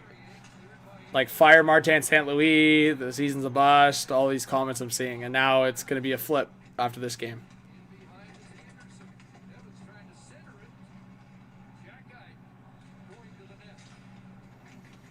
Oh, yeah, Leafs fan. There's some time to evaluate what's going on here. They've got 3 days to be like, what the heck are we going to do?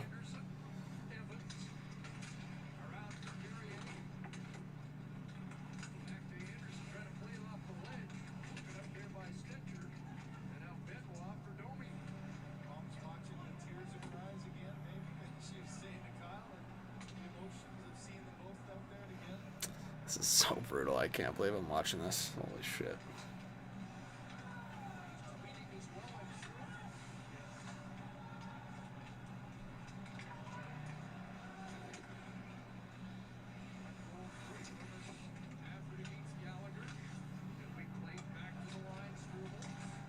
Long shot. Stopped.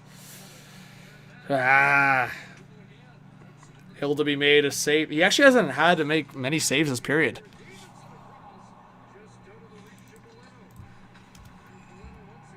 Oh, there we go. Mermis and Gallagher are going at it. I mean, finally there's some passion from the Leafs here. Lawton's giving them shots here. There you go, Lawton.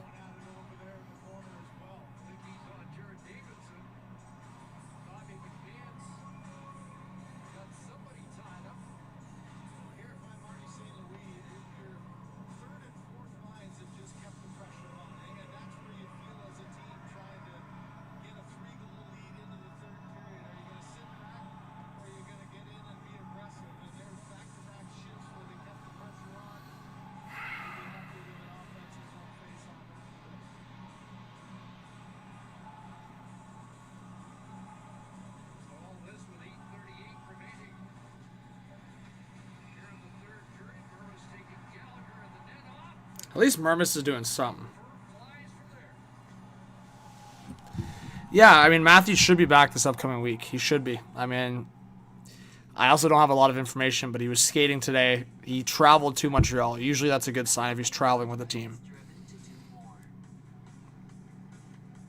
So that means if he's traveling with the team, then they're expecting Matthews to join the road trip. So as I mentioned, the next few games, they're on the road for 1, 2, 3, 4, 5. So they're on a 5-game road swing here coming up. So you would expect over the next, I don't know, 2 or 3 games he returns.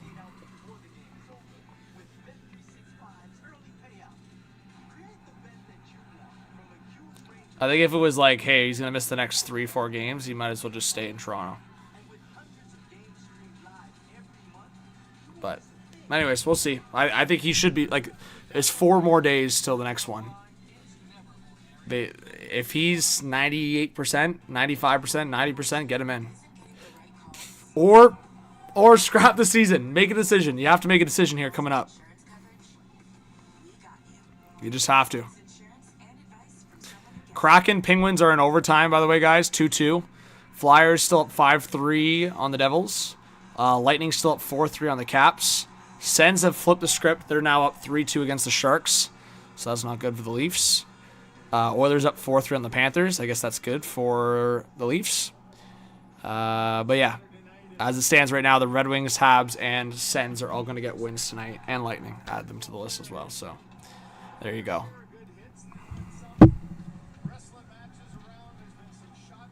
But it's crazy. I mean, it could have been a 4-2 hockey game or a 3-1 hockey game, and you're talking about different context or different lens for this hockey game. But, yeah, down 4-1, it's not looking like Toronto's going to do anything here.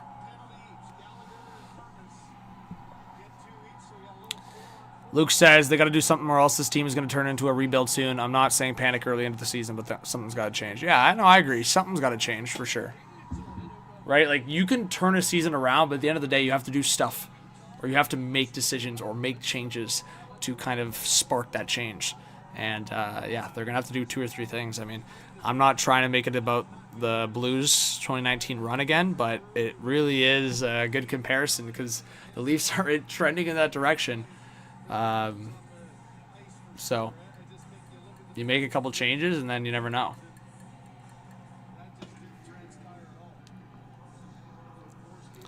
It feels like Savard is just a lot more involved right now. We'll see. Lalonde, not trying to put it on Lalonde again. Oh my god, look at that. Horrible giveaway from Tavares. Good back check by Tavares and Nylander though. Wow. Surprising based on what we've seen. Oh yeah, be careful. Sometimes too patient.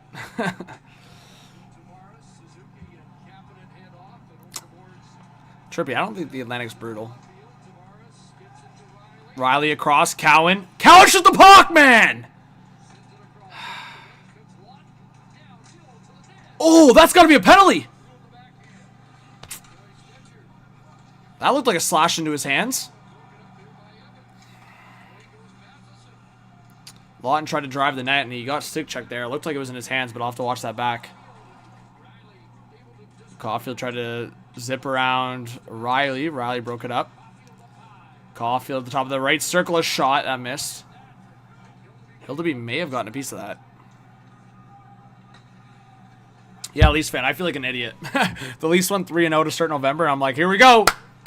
November Leafs. And then it went downhill. Toe says, if y'all really think NHL, NFL, MLB are not in pockets of Vegas, you're out of your minds. It's all a show. All right, Toes. Fair. Whatever you think.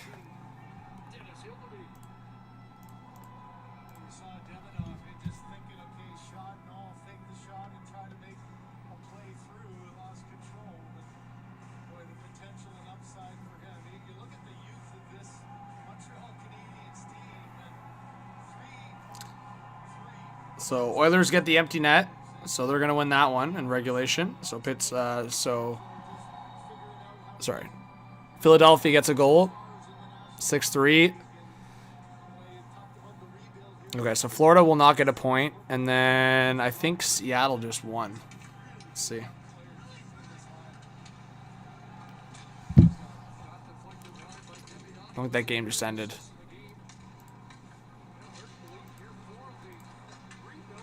Yeah, Kraken just won 3-2 in overtime. So there you go. 6:40 left in this third period. So. Oh, OEL. Big hit. Man, ref's right there, and he's not going to call that either, eh?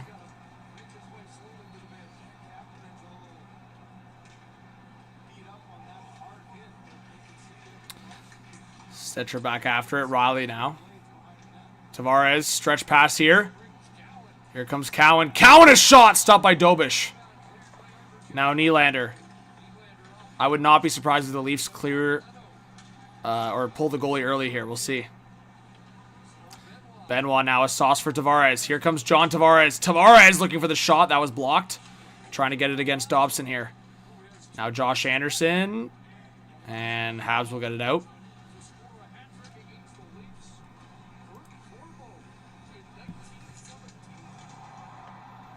Yeah, you're onto something. Tavares just is passion. Oh my god, the guys are letting 2 guys lean over Hildeby there. Oh! Yo, there's a full-on fight! Flo, Jack Guy, and Mermis. Jeez, a lot of punches here.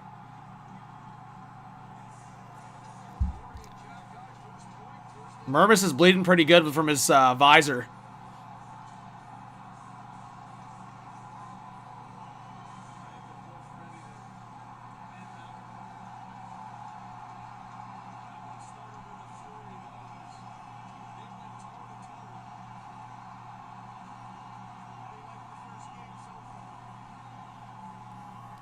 Hey, be careful.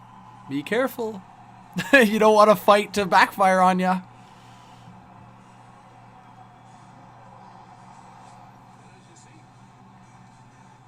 Yeah, Arena, I will try to stream more. It's funny, man. It's funny to watch this stuff, eh? But Flo Jack Guy gets a little fight in with Murmis. There you go. Some little tilt action.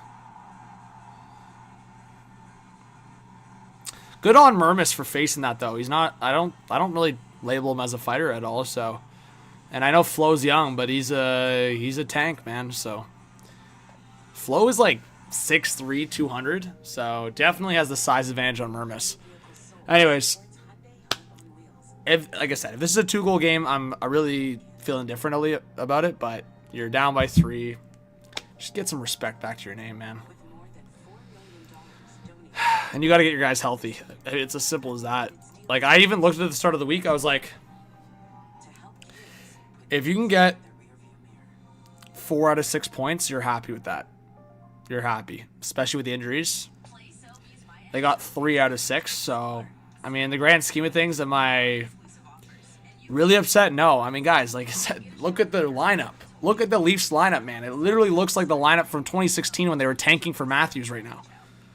Like, the only difference is, for me, is Nylander, basically. Like, if you take Nylander out of this lineup with Matthews and Nyes already out, I love Tavares, but Tavares is basically like Nazem Kadri of that year. If you take Nylander out, this is like the 2016 lineup. Like the 15-16 Leafs when they tanked for Matthews. I'm telling you, it's that bad. Just look at it. So, yes, Austin Matthews and Matthew Nyes and Chris Tanev are massive parts of this team, specifically the 2 guys I just talked about in the forward group. That's a massive difference. It's a massive difference. It's 2 guys that can put up 80, 90 points in a season. So, like, everyone keeps talking about Marner, Mitchie Marner. Like, well, they don't have Austin Matthews and Matthew Nyes. So, yeah, from last year, they've lost 3 guys that can put up 80-plus points.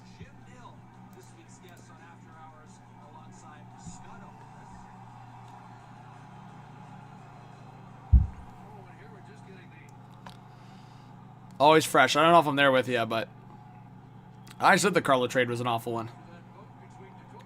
Oh, did Flo Jack Guy? Did he get the extra?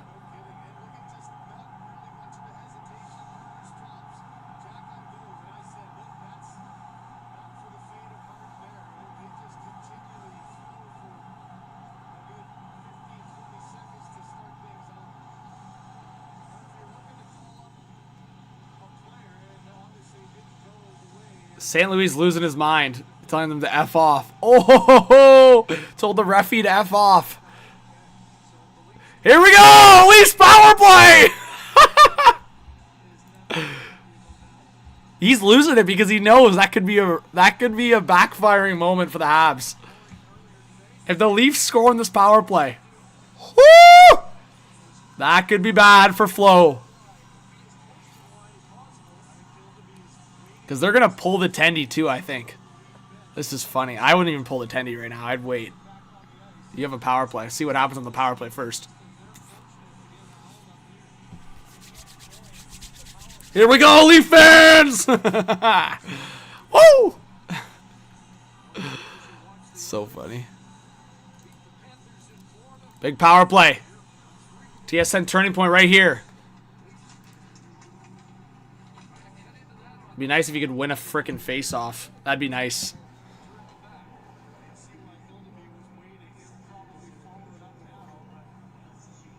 But yeah, that's why you don't pull Hill to be there to start the face-off. I don't think you pull him at all, in my opinion. Michelli back for Nylander. Nylander up top for Riley. Down on the left side for Michelli. Back for Riley. They do pull the goalie. 6-on-4 for Toronto. Nylander shot! Scores! William Nylander!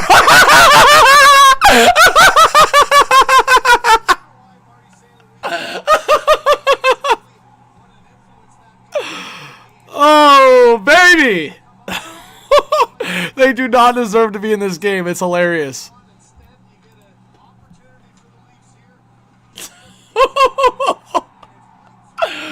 Oh my god, this is funny.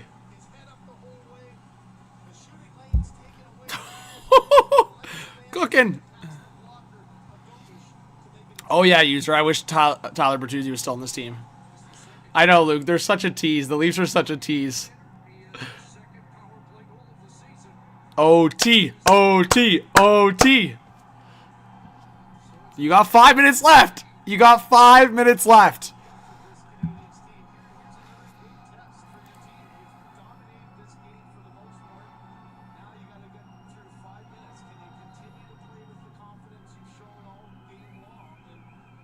Bro, does Dakota Mermis fighting change this team for the last 5 minutes? The Mermis TSN turning point.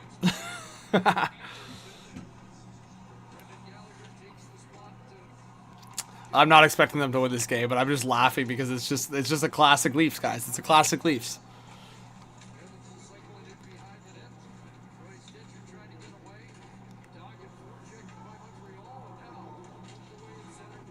Go, Joshua.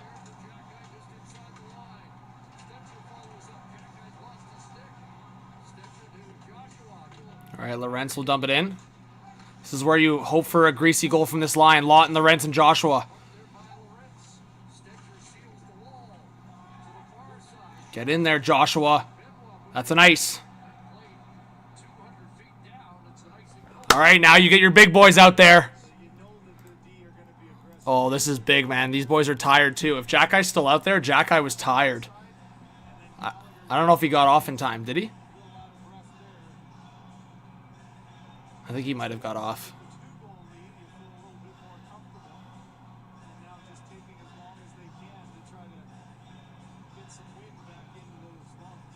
Empty net for Toronto. I don't know if I like this empty net decision.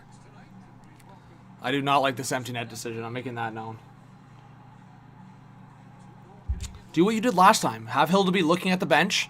See if you get possession and then go. Anyways, we'll see. Tavares has got to win the draw. Tavares does win the draw. Huge. Riley back for Michelli. Michelli down low. 6-on-5 for the Leafs. 4 minutes left. Michelli, a long shot! Oh my goodness. Riley waiting. Morgan Riley. Riley! Oh! I think Dobich got a piece of that.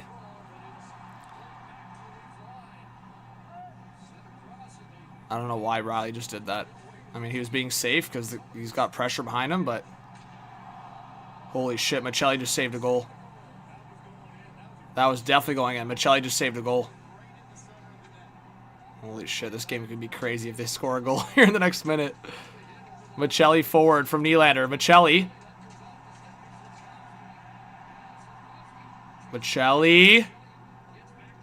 Still with it.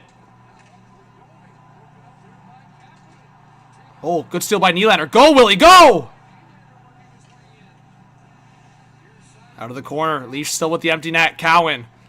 Below the net for Domi. Riley. Across from Michelli. Nylander. Nylander waiting. Across at the bouncer. Oh. Nylander still with it. Luckily, Michelli. Nice play. 2:50 left in the third period. Cowan couldn't enter the zone.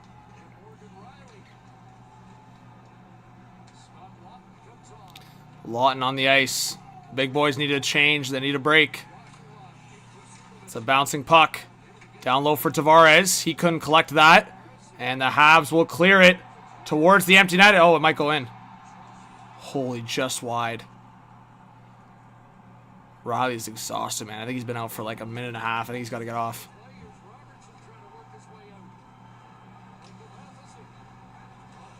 Oh, this could be it. Yep, Anderson in. My God, that's like... You can't even get mad. Like, that's such a stupid bounce that benefits the Habs, but you don't deserve to be in this game, so can't be that bothered by it. 5-2 Habs.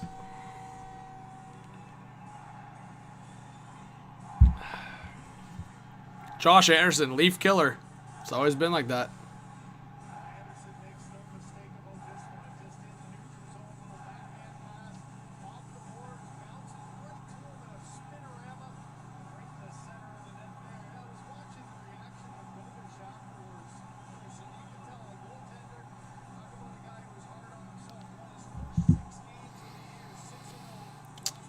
All right, guys. Now, I think it's safe to say this one's over. I think it was always over, but if you guys had to make one change for the Toronto Maple Leafs, if there was one change you can make, comment right now. Could be a coaching change, could be management, could be trade, it could be a decision. Let me know in the chat. Matt Trapper, again, no Austin Matthews, no Matthew Nyes. The reactions are valid, but calling the era over when two guys that are signed long-term that any team in the league would be begging for, they're not in the lineup. Again, it would be like the Habs not having Suzuki or Demidov. Like Suzuki and Demidov in the lineup. That's the reality. What's up, Seb? What's up, Marty?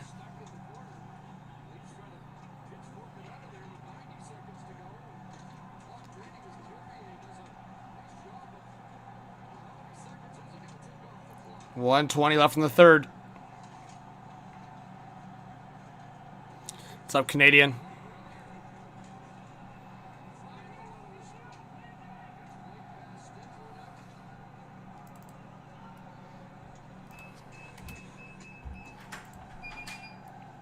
Shots are 29-26 for Montreal.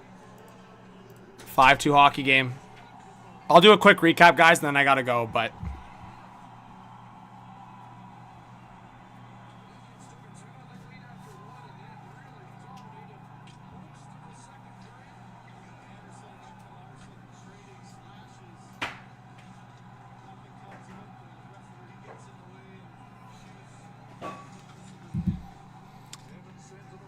all right, so you guys are definitely going to want to stick around to the stream because I'll do a live reaction and then I'll post it online as a video.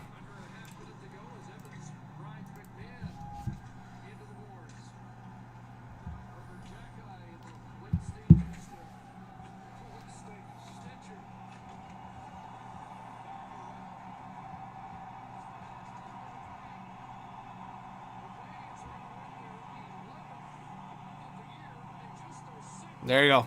All right. Let's just talk about it quickly. Oh, now Joshua goes after Jack Guy. It's such a waste. There you go. Habs win 5-2. We're watching. Now Joshua's going after Jack Guy. Little too late, man. Little too late. And this is what I want to talk about. Like, how are guys not showing a fight till the end there? Like, it's just, you never deserve to be in that game. The context is the context. No Austin Matthews, no Matthew Nyes, and other injuries around it. The Habs have those other injuries around it, but those are kind of write-offs. Austin Matthews, Matthew Nyes. Those are massive losses to your team. So going into this week, when I looked at the three matchups, I was like, you got to get at least 2 of the 3 wins. Got to get at least 4 of the possible 6 points. You got 3 of them. It's so early in the season, but the fight is pissing me off, or I should say the lack of fight from certain guys. And I mean, just the brain farts, right? Like, there's so many layers to what's going on with this team right now, but what bothers me the most above the lack of fight is the lack of fight for your goalie. Joseph Woll stands on his head. You let the guy be hung out to dry completely. It's a mercy pull. Anyone blaming Joseph Woll is out of their mind. That's a mercy pull. That is 100% a mercy pull from Craig Berube because the team is embarrassing their tendy. 25-12 with the shots on net for Montreal. It's out of this world unacceptable when you look at what they did to Woll in this game. And again, I understand the injuries. It doesn't matter.